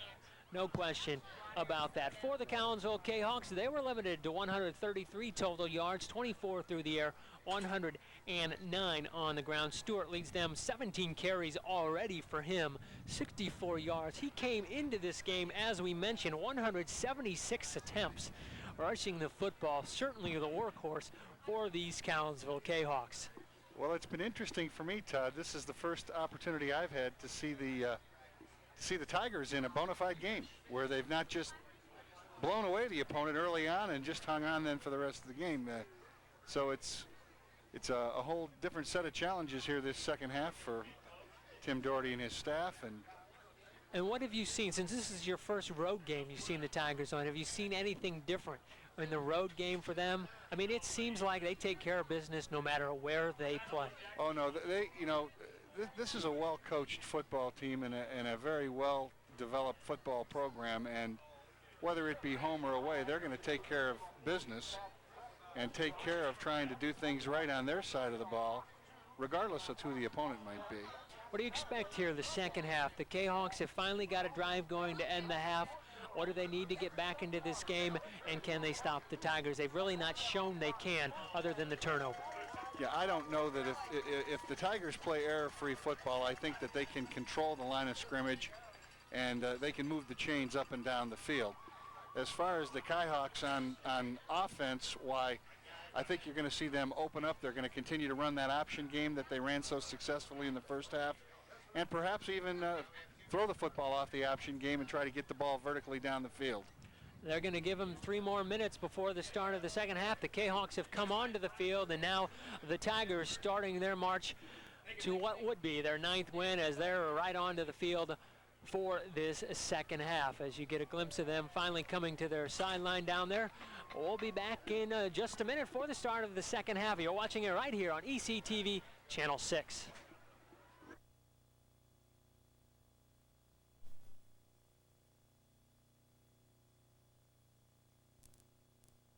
Set for the start of the second half. Todd Zudi along with J.C. Smith, Jeremy Liebman, Cheryl Harmon, Craig Zudi all here. Tigers leading it 28-14. The Jayhawks will receive the second half kickoff. All the stretching's been done. The chin straps are buckled. The mouthpieces are in, and here we go. They kick it to the near side. And he's only going to get a couple yards on the return. Brad Batchelor. And this first series of the second half sets the tempo for one team or the other. All the defensive and offensive adjustments have been made at halftime, and here we go. Jayhawks still trailing by 14, even though they've not turned the football over. The Tigers have once. In fact, they've put the ball on the ground twice in this one. 2 wide receivers this time, I formation. Lemaster will option to the far side, cuts it back, has a hole. Has about 8, still surging, close to the first down, and I believe he will have it. He's close to the 50-yard line. Derek Lemaster did a very nice job there of feeling the opposing tacklers and then cutting it up to the mid part of the field. And again, the Collinsville team taking advantage of that option attack to the wide side of the field, putting the formation into the boundary and running then to the wide side of the field. This is one of the few times the Tigers this season, a team has been able to run on them as successfully as what they have. This time, another option to the wide side. As coach tried to strip it, you saw that about 4 yards again by the quarterback, Derek LeMaster. Already carried the ball 2 times here in the second half. I don't believe he had that many carries in the first half. Just 5 in the first half already. A bunch here to start the second. And it's obvious that the offensive team is trying to put the ball on the perimeter. The K-Hawks. What's a K-Hawk, by the way? It's an Indian. An Indian. Is that the native Indians that habitat that lived in this area early on? No, I have no idea, but I've never heard of it. All I know is their mascot is an Indian. I have actually never, ever heard of the tribe. And no, in Tigerland, K-Hawk is not a good word to use. That I do know. It's the enemy. No question about that. All right, here we go. It's 3rd and 3. Corey Wilson had the last carry. This time it's Stewart. Stewart close to the first down. Well, this is the K-Hawk team that Tim Kane, their head coach, talked about. They had a drive that ended the half, for them at least, 18-play drive for a score, and then the Tigers had a 2-play quick strike drive. And to their credit, the K-Hawks have not abandoned their game plan. They're still very methodical. They're trying to control the clock, let the clock tick, move it on, shorten the game, and get back in it 1 score at a time. First down on that carry by Stewart. Have it at the Tiger 41. They're starting to march. The pitch to Stewart. It was perfect. Stewart not going to get much. About 2 yards. The Tigers, for the first time in a while, really did a good job staying in their lanes and strung him out. Richard Sanders there along with Nathan Becker. Yes, and Todd, I think I detected again an unbalanced line. And they're pitching that ball then behind the unbalanced line to the wide side of the field, trying to gain a blocker. Is that where they're putting the wing back out there? Yes, and moving a tackle over, I believe, to try to create a mismatch in blocking assignments, an overload to one side or the other. Double wing back here with the wide receiver in motion. Stewart. Fake handoff. LeMaster. So he gets some good blocking. Cuts it up. Beavis right there to stop his forward momentum. Tarpoff cleaned him up as well. And it's going to be 3rd down. Great job there by the Tiger defense. Outstanding defensive team defense. Everyone staying in their lanes and pursuing the ball, eliminating any chance of a cutback. Over 2 yards, so it's 3rd and 7 at the 38-yard line. Here with 9:05 left in the 3rd quarter. Tigers leading by 14. Double wing, split end left. Same play. This time they're going to give it to the swing back. He bounces it outside the Tigers. Great job. Demarius Coates did a fabulous job to beat his blocker as Dunlop had the carry. It's going to be 4th down. Yes, they tried to run a little counter trap inside with the wing back, and the Tigers were up to the challenge. Everyone stayed at home and made the tackle. Like to see that. I'm sure Tim Doherty very pleased with his defense there. They're certainly going to go for it here, it appears. LeMaster is still out there. Can't fault that here on 4th and 5. I think this is a point you have to certainly gamble quite a bit here in the second half. This is certainly their season, their playoff type game. 4th and 5, they're going to throw out of it. No pressure by the Tigers. They have a receiver open, and Travis Evans did a great job, but he is down on the play as he ran into Demarius Coates. Coates and Evans both closing on the ball, and there was a collision there. They all met at the football. Certainly LeMaster's, as you talked about it, don't be late over the middle, and that throw certainly was enough that both Tiger defenders could get there and knock it down. Fortunate that was not picked. Yeah, it's tough throwing the football over the middle at any level of football, but in high school football in particular, there's lots of people flying around out there over the field, and an opportunistic free safety can make the pick. J.R. Ziegler now the tailback for the Tigers. Beavis gets the handoff. Beavis got through the line and going to be drugged down after about a 5-yard gain.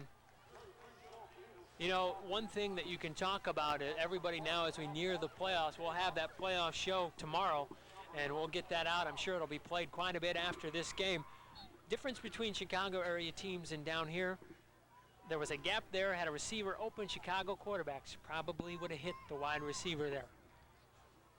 Yes, a much more sophisticated passing game coming out of Chicagoland. Much more emphasis on throwing the football.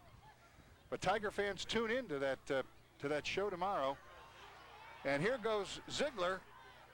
Little scat back for the Tigers, 5'3.5". We had the question about how tall he was. They list him at 5'9". Well, they finally said he's 5'3.5", and he is 170 pounds. A lot of speed. Had a great game against Belleville Belleville East last week.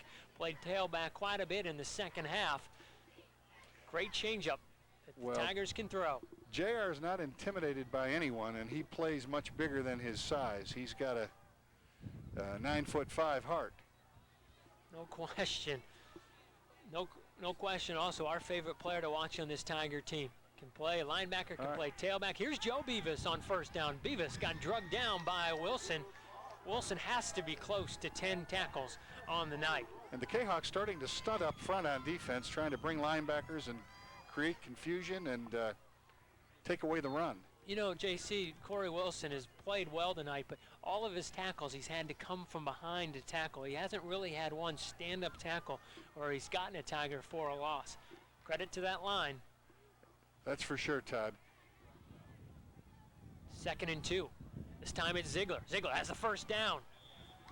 So they got him there, though. They filled the hole again. It's Wilson.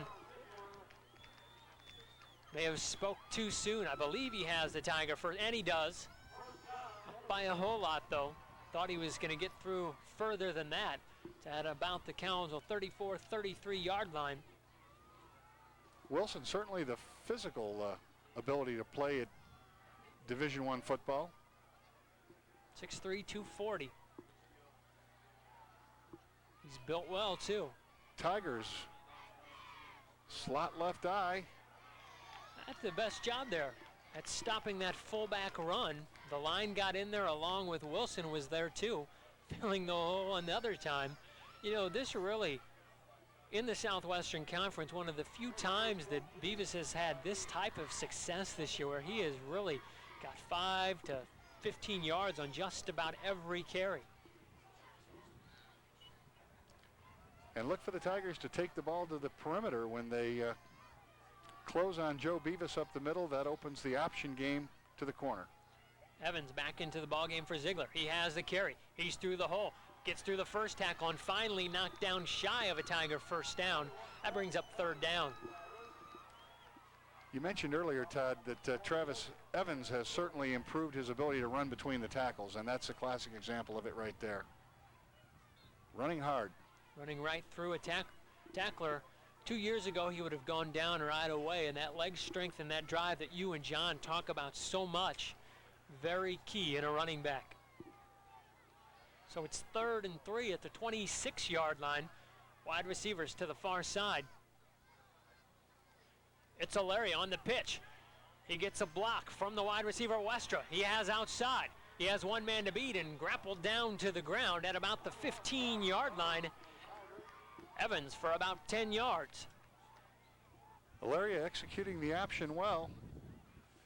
A good-looking pitch out there to Travis, and he again turns the corner. There's always key times in big games. This one a big one for the Tigers. No question to go undefeated and get a home playoff game. And you know, Travis Evans showing kind of a certain shiftiness here this evening. Kind of a glide and a shiftiness and following his blocks. I think the big play in this ball game, the 2-play drive right before the half to make it 14 instead of 7. It's Beavis. Beavis got tackled on first down after about a 3-4 yard gain.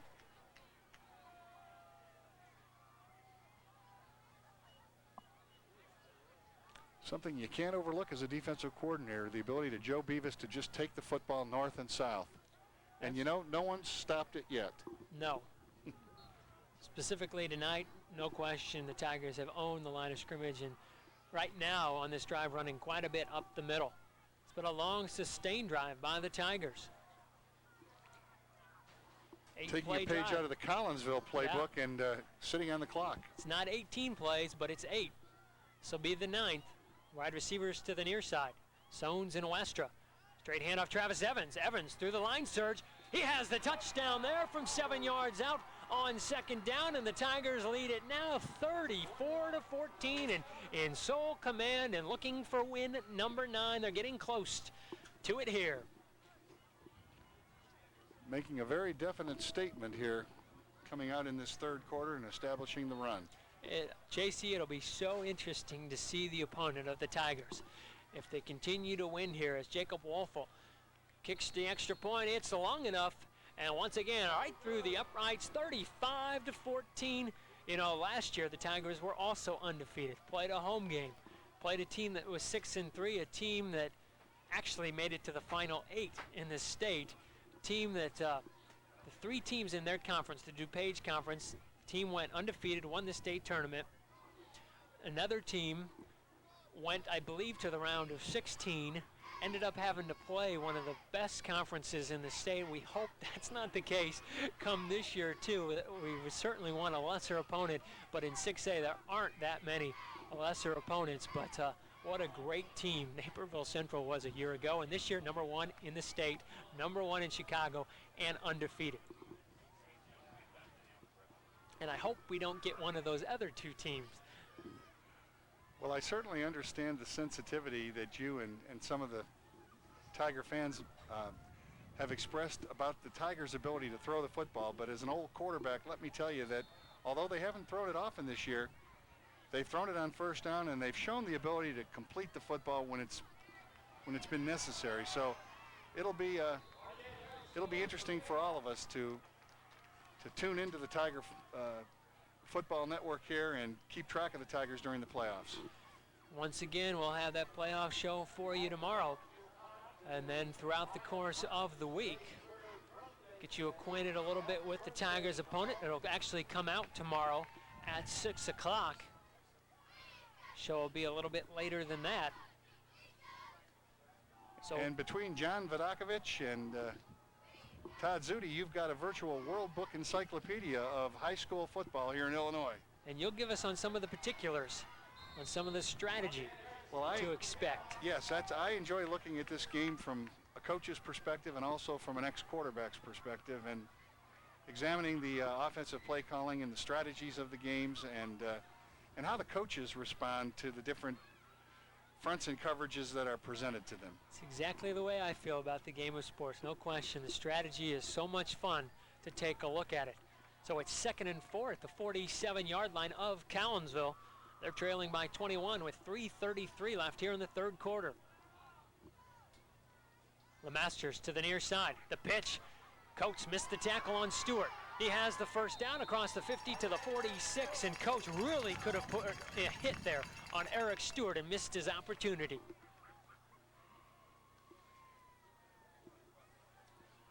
Tigers starting to substitute a little bit now on their defensive line. Chris Reed into the ballgame for the Tigers, a 5'10", 174-pound senior. And Derek LeMaster, Todd, executing this option attack with a high level of success, but I'll tell you, he's taking a beating on every play. Tigers did a nice job of hitting him on that last one. Tarpoff takes care of Corey Wilson on first down after about a 2 or 3 yard gain. Richard Sanders also on the tackle. And the Tigers winning the battle of first down now. When you can put the opponent in 2nd and 8, you've done a good job on defense. It's going to be a very tough job for the Jayhawks to climb back in this one. A ground-orientated team that likes to chew up the clock, and not a big play capability. Not shown it throughout the course of this season.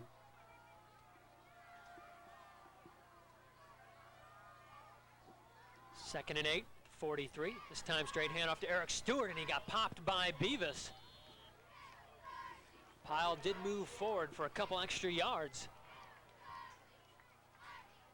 You know, the thing I've noticed about Joe Beavis all year, of course, we've watched him, and but in contrast to Wilson here this evening is the explosive nature. When Beavis makes contact, it seems like he's putting every bit of his shoulder pad on you. Did we get a good example of that against East St. Louis, yes, against Kendall Lyons? With the hit, yes. Who played last week and drove him for a couple touchdowns. That was nice to hear in his first game back, and a big hit and a great defensive play. Nathan Becker and Darrell Luster Nathan Becker just plowed Derek Lemaster, the quarterback, as you were pointing that out a minute ago. And then Luster took care of the tailback, and that's 4th down. And you know, the whole philosophy behind defensive football as you approach the option game is that you can take away 2 of the 3 options. And this evening the Tigers have chosen to take away the quarterback by hitting him quickly on every play.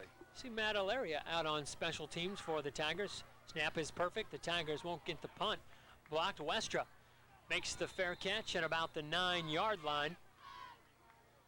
Very good job there by the Tiger wide receiver. We talked about that a lot this year too. What a great job he has done, and in addition to the Tigers, not only as a wide receiver, but on special teams in years past, they've struggled at fair catching the football, and he's been solid all season long. Well, many special team coaches will coach their returners to put their heels on the 10-yard line. And the number 1 responsibility is to catch the football. Unless it goes over your head, then let it go into the end zone. So with 1:33 left, Tigers have the football at their own 10-yard line here on 1st down, up by 21. I formation. Handoff to Ziegler. Ziegler got met by Corey Wilson, but he moved him forward. You're right, he's not quite as explosive on his tackles. But he's been a nice force in the middle of that defense for Collinsville. He's had just a tremendous amount of tackles tonight. It'll be interesting in the papers tomorrow morning to see exactly how many. He's got to have 10 to 15 right now. Yes, this Collinsville defense has spent a lot of time on the field. I don't know how many snaps of the football the Tigers have had, but it seems like they've been on the field quite a bit. Beavis, not much on 2nd down. It's going to be 3rd and long for the Tigers for the first time in quite a while. Leave Wilson once again. He's in on every play, isn't he? Did a great job filling the gap there. We'd certainly like to be able to convert a 1st down here. You hate to punt out of the shadow of your own end zone and provide Collinsville with good field position. So on 3rd and 7 as the clock winds down. Evans in the backfield, or rather that is Matt Town. Nope, that's Ziegler again. He has the 1st down. He is quick back there. Gives you a big time changeup, a lot of speed. Small to see too, especially in front of that big Tiger offensive line. May do it for the 3rd quarter. Think it will. Under 10 seconds, and that clock is still running. It's going to be it for the 3rd quarter. The Tigers have extended their lead now to 21 points. Impressive. As we move on to the 4th quarter, the Tigers will be inching closer to their 9th win of the season and what would be then a home playoff game a week from now. Well, you're watching it right here on ECTV Channel 6. Start of the 4th quarter, Tigers have the football, 1st and 10 at their own 26, leading by 21. Give it to Ziegler again. Ziegler got knocked down after about a 3-yard gain. Close to a 4-yarder. He is at about the 30-yard line. Again, Corey Wilson on the tackle. Those offensive linemen continue to come off the football for the Tigers, as they have all night long and all season long. 2nd and 5. 2nd and 6, I should say. Travis Evans on the sideline. Took a knock in the 3rd quarter, and we've seen Ziegler for quite a bit of the rest of the way. Alaria, one of his few carries. He's looking for a block. He gets it from Sones, but it's going to be a clip. 2 flags are down. This one will come back. He's going to be tackled, but bring that one all the way back. Sones probably should have just tried to body him up and not got his hands on him there, because Alaria was using him nicely, just his body. But a screen, yes. It's tough really to know that when you're not sure of where your quarterback's at. Well, Matt Alaria is showing his ability to make things happen out there. His only real big run other than that was that touchdown on 4th and 2. Started to break this one open.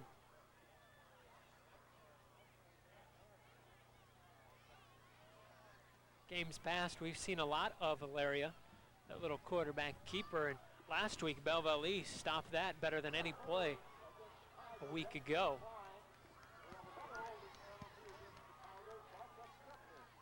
couple penalties on the Tigers, as you saw there. Well, I guess if you're going to have the penalties, you might as well have them all on the same play. They've had more tonight than I can remember in their last 3 games combined. Had at least 10 penalties tonight.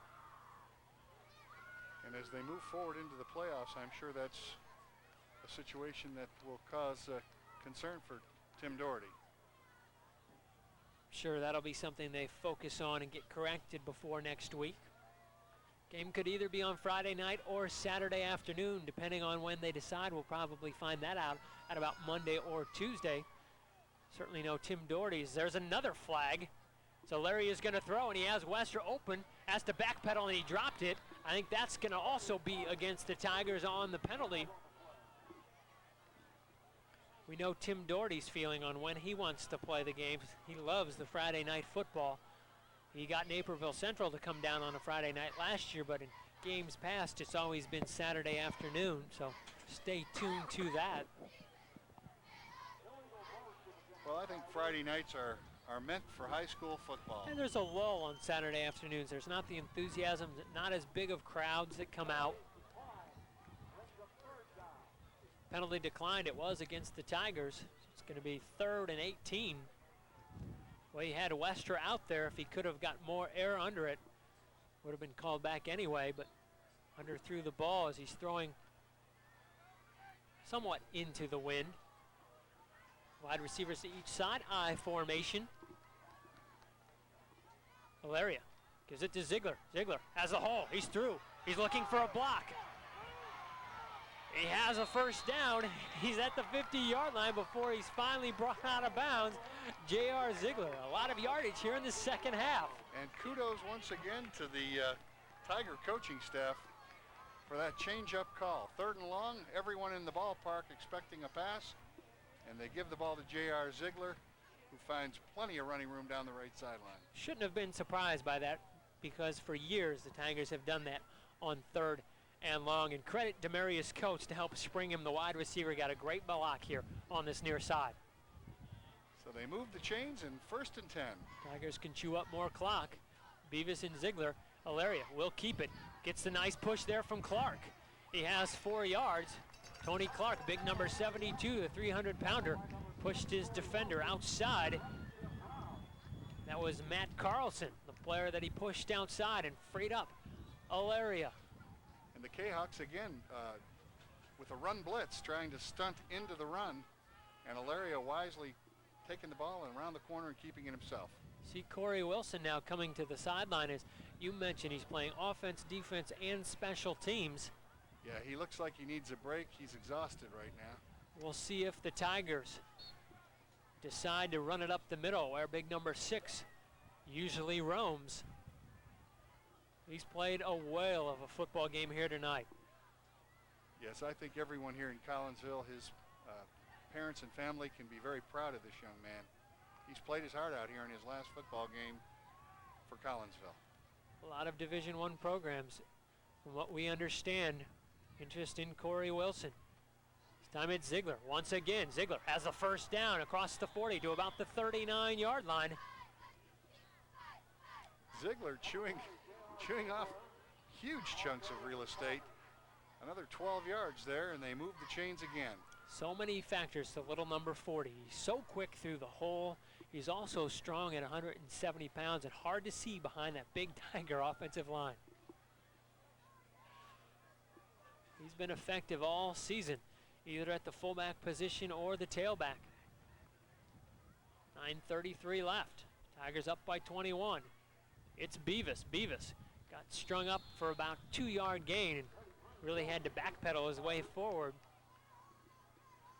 Well, the play selection that the Tiger coaching staff, the plays that they've chosen, they've never let Collinsville forget that they do have Joe Beavis up the middle. They throw it in just often enough to keep the defense honest. Played a nice game here tonight too already with 100 yards along with Evans at halftime. Neither one have been used as much here in the second half. Ziegler has done a nice job. 2nd and 9. Alaria is going to throw, as a receiver out there, and it's Blake Westra for the catch at the 15. He's going to score his second touchdown of the night. This one from 38 yards on his third catch. Westra went up and underthrown ball once again that actually Brown could have made a play on, but it was number 5 for the Tigers, and another Tiger touchdown. It's 41-14. And Matt Alaria coming down the line a little bit, and Todd, and looking kind of like an option, and then stepping back and laying the football up. Well executed. Surprised me right there that they were going to put it up. Woelfel. Extra point on the way. It's long enough and once again good, and it's 42-14 here with 8:45 left, and I think we'll see a lot more second stringers here the rest of the way. Well, this is a chance to provide those quality backup players with some experience as we get ready for the playoffs, and that experience, of course, will be very valuable to them. Keep the Tigers fresh here for next week. We'll find out again tomorrow who their opponent will be. Appears and pretty much almost a certainty that they're going to be in 6A and play a team from up north. And it was a struggle last year after they played so poorly in the first few minutes and got behind by so much and then tried to rally. Cut it to 7 at 28-21 right before the half, but it's about as close as they could get. Tonight, again, they struggled in the early going just like 2 weeks ago. Hope that's something they'll correct before next week.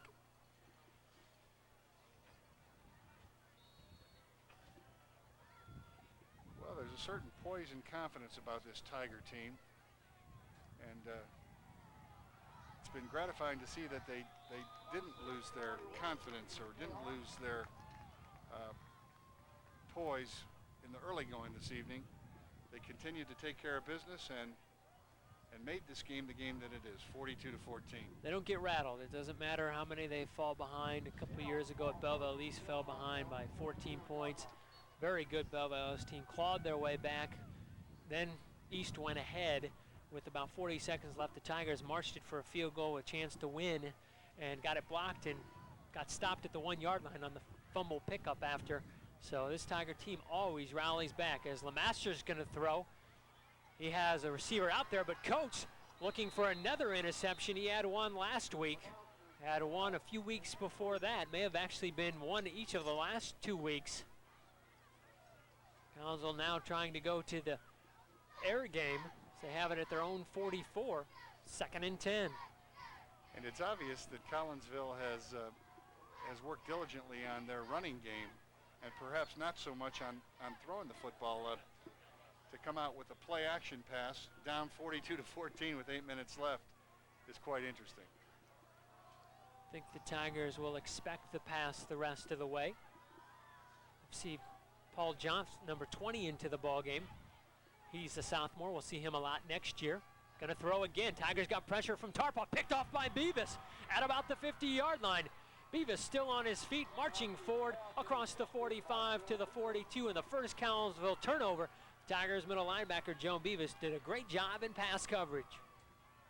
And as John Vodakovich would say, bye, Joe Beavis. Joe getting back into the passing lane and picking that ball off, using his hands, doing a pretty good job catching the football. And here come the Tigers with a chance to go. Beavis will see his last time at the fullback position. Darrell Luster, number 32, into the game to fill that void. Speaking of John Vodakovich, he'll be back with us for that playoff special tomorrow night. Fortunate he had a prior engagement tonight. Well, we'd like to invite all of you Tiger fans to tune in to this sports special in preparation for the playoffs. It certainly will be fun to break down the opponent a little bit. That was Ziegler again on the carry on first down.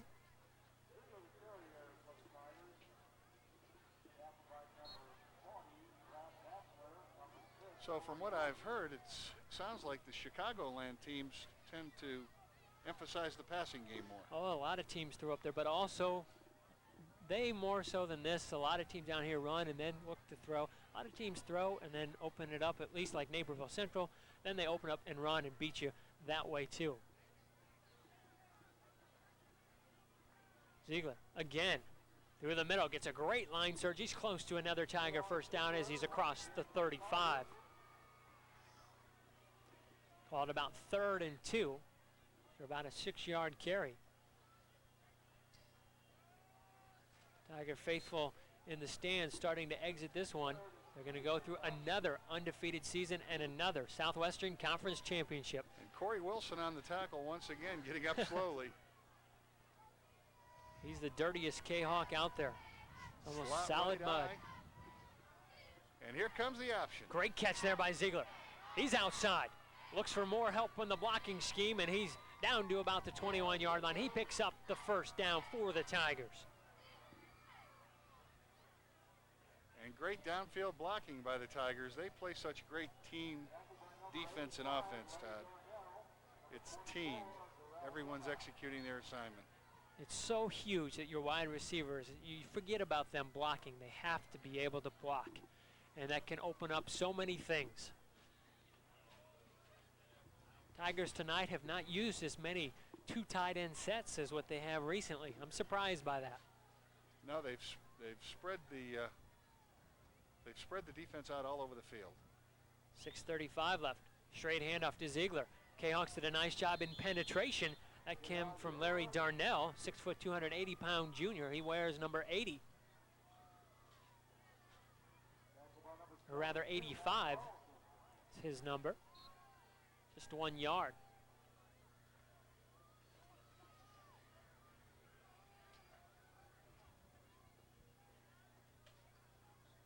And the Tigers have kind of spread the scoring around here this evening and the playmaking around.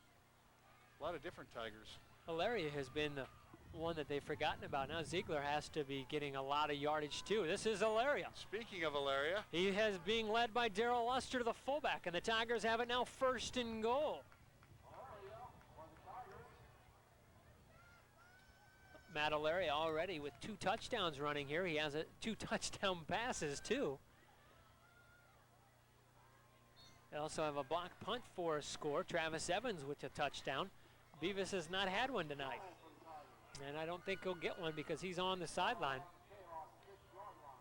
1st and goal at the K-Hawks 6-yard line. 5:37 left, 4th quarter. Tigers up 42-14. They're in the eye. The overset to the wide side of the field. Ziegler again. Ziegler up the middle. Close to the goal line. Struggling forward. Touchdown for the Tigers. Little J.R. Ziegler. His first touchdown of the night, and it's 48-14. Well, I'll tell you what, he was like a bullet shot out of a cannon. Forward body lean and working into the end zone. Tigers just keep scoring points and not been able to be stopped here tonight other than that turnover and allowed Collinsville to score first. But since then, right now, it's been 48-7 since that point. Wolfel. Kick is long enough. That's through the uprights and good, so it's 49-14 with 5:21 left. You know, Todd, you got to take your hat off to J.R. Ziegler. He's just played a fantastic game this evening. Offense, defense, special teams. Just been told the Tigers have 3 100-yard rushers. Ziegler with 106. We thought, I mean, he had a lot of yards. Not sure. That's a credit to that Tiger offensive line coach and offensive line, as well as to the backs. They work as a very cohesive unit.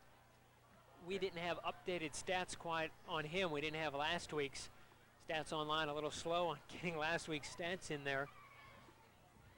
But Ziegler probably close to 500 yards on the season, at least 400. Laria close to 500. So maybe just 400 to 500, I would think. But with this 100-yard night tonight,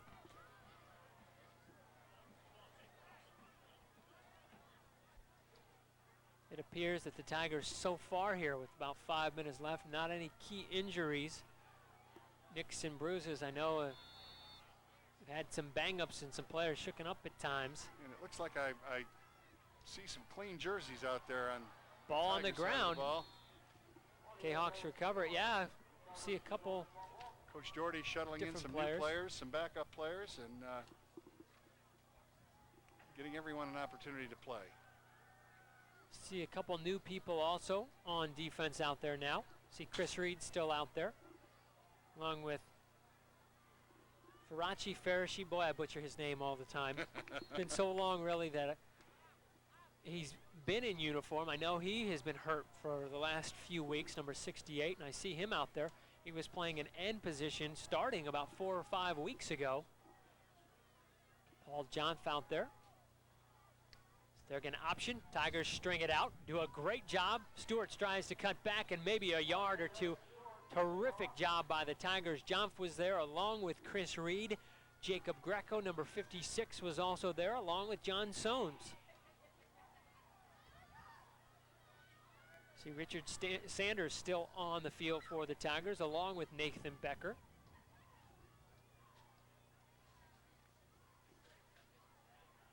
And here come the Jayhawks, 2nd and 8.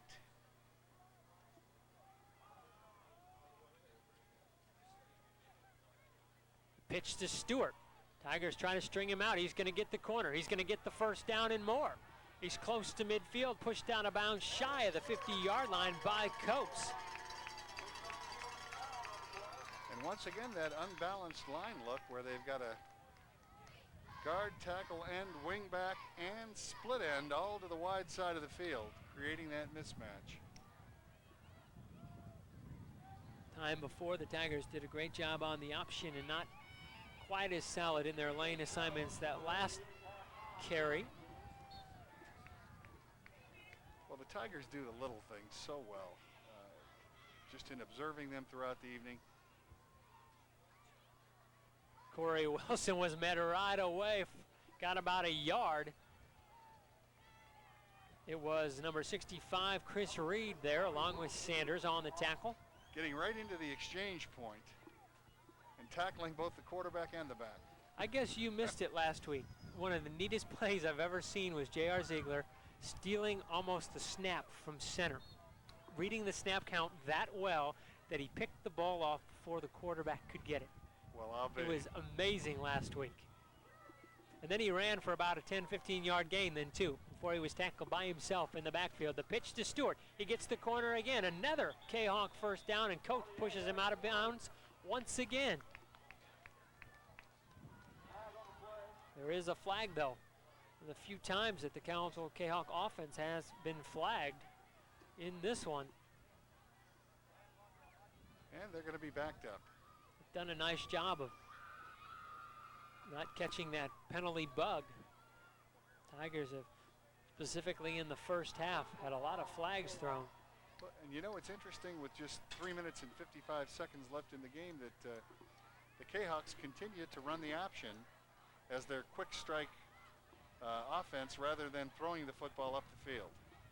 Clock continues to run in this one. It's stopped now with the penalty, though. It's 3:55 left in the ball game, but as JC mentioned, them running the football, the clock is running more and more, but they've not been able to show the ability to throw the ball downfield. Beavis picked one off. Coates almost, before Beavis had the opportunity to pick it off, almost got back there to pick one off. Thrown short a couple times. After that real big play that really was not a well-thrown ball that set up their first score, they've not thrown the football that well. In last year's ball game with these two squads, the Tigers didn't throw the ball very well either.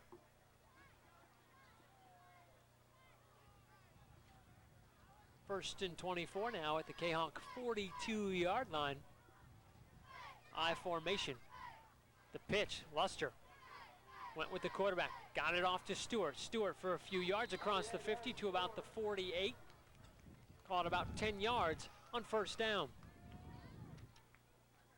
The Jayhawks continue to put the ball on the corner with the option with some success, I might add. Guess you can say, though, when it counted, the Tigers really made the defensive stops, but right before the half, the Jayhawks owned the outside, and right now they're doing the same. Yes.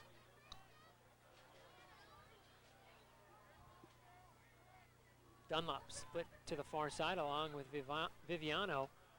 The master going to throw again, gets pressure, and he's going to go down for the sack. don't know who you're going to credit that one to. There was about 5 or 6 Tigers. See, Luster was one of them. That was the old meet you at the quarterback play. So they're going to lose a bunch. It's going to be 3rd down. Just call it a long way, about 16. Well, actually, even more than that. About 20, maybe even over that. About 2nd and 16 before. They have to get. The Tigers now in a deep, 3-deep zone. So one pitch to Corey Wilson, the fullback. He gets through one tackler, but not through the rest of the Tiger defense after about a 5-yard gain. So it's 4th down here with 2:22 left.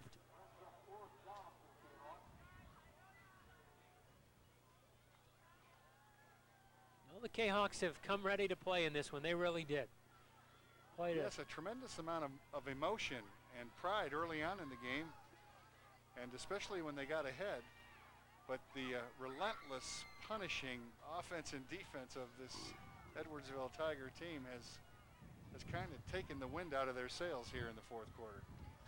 Big play right before, a rather big drive on 2 plays before the half, as they're going to option this side. Flags on the play, it ball's loose, Tigers recover it, and that's going to just about do it. I believe the flag was going to go against the K-Hawks anyway. I think Paul Johnson was down there. I don't know if he ended up with it. Chris Reed was also there, along with Jacob Greco. Face mask K-Hawks are holding.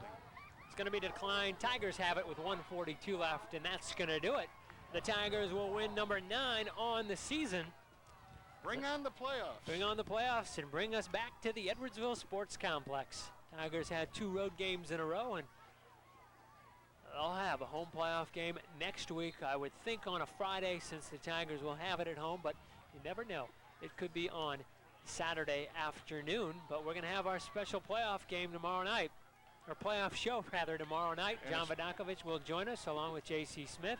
A special invitation to all of you Tiger football fans and all Edwardsville Tiger sports fans in general to tune in to our special broadcast.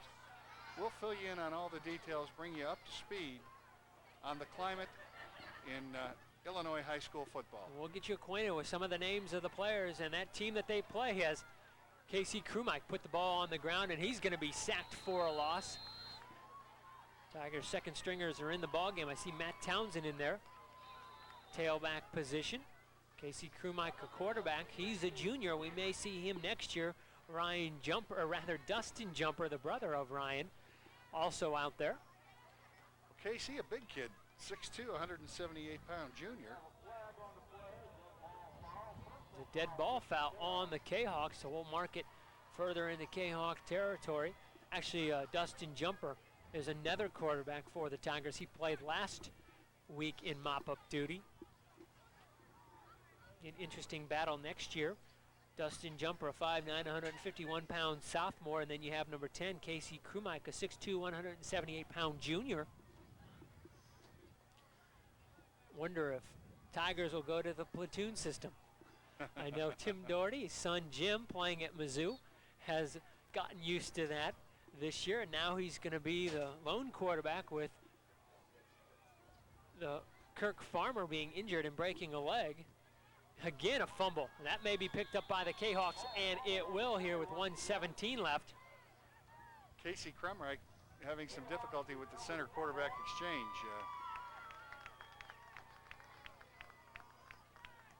So bring back the Tiger defense. And the fans are beginning to shuffle out of K-Hawk Stadium here. I don't know if it has a name to it or not.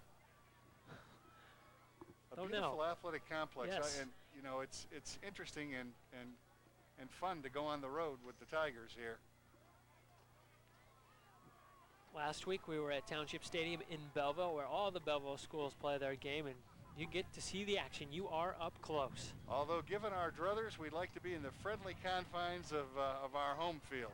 Second completion by LeMaster to Stewart again. Not thrown and completed a pass to the wide receivers here tonight. That's the K-Hawk first down into Tiger territory at about the 45.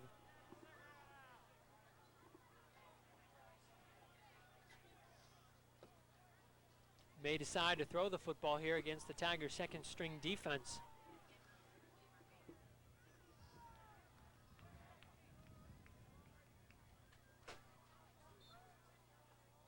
And you know, the Tigers just do it right. They've put a great program together, and it's so very interesting to look at the cheerleaders and the band members and everyone that's here at the game this evening, everyone enjoying the success of the Edwardsville Tigers. Boy, Jacob Greco just missed a chance as a sophomore to intercept a pass at the varsity level, hit him right in the hands on the overthrow by LeMaster.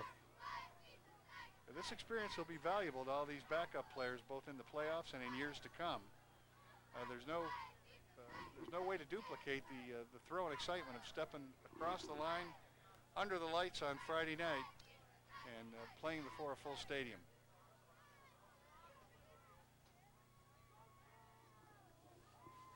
Jayhawks have it here on 2nd and 10. They're going to throw again. He rolls to the near side, gets pressure, throws, has a receiver open, underthrown, and a nice hit in the secondary by number 16 for the Tigers. That's Doug Weedy. And the Tigers in a 3-deep zone, and all 3 defensive backs backpedaling out of there. It'd be very difficult to throw the ball over their head, that's for sure. Tiger senior, 6 foot, 155-pounder is Weedy. 56 seconds left on 3rd and 10. See if LeMaster decides to throw again or they go back to the ground game. Wide receivers to each side, wing back to the near side. LeMaster puts it up, gets pressure, gets hit. Great job there from the defensive line. Chris Reed there by the Tigers. Tremendous surge by that defensive line, kind of knocking the offensive lineman back into the quarterback's lap, and he never did have a chance to step into the throw. So it brings up 4th and 10. And a last-ditch, last-gasp effort by the Jayhawks to try to convert this first down with just 53 ticks of the clock remaining. Few times when LeMaster's dropped back that the Tigers have hit him.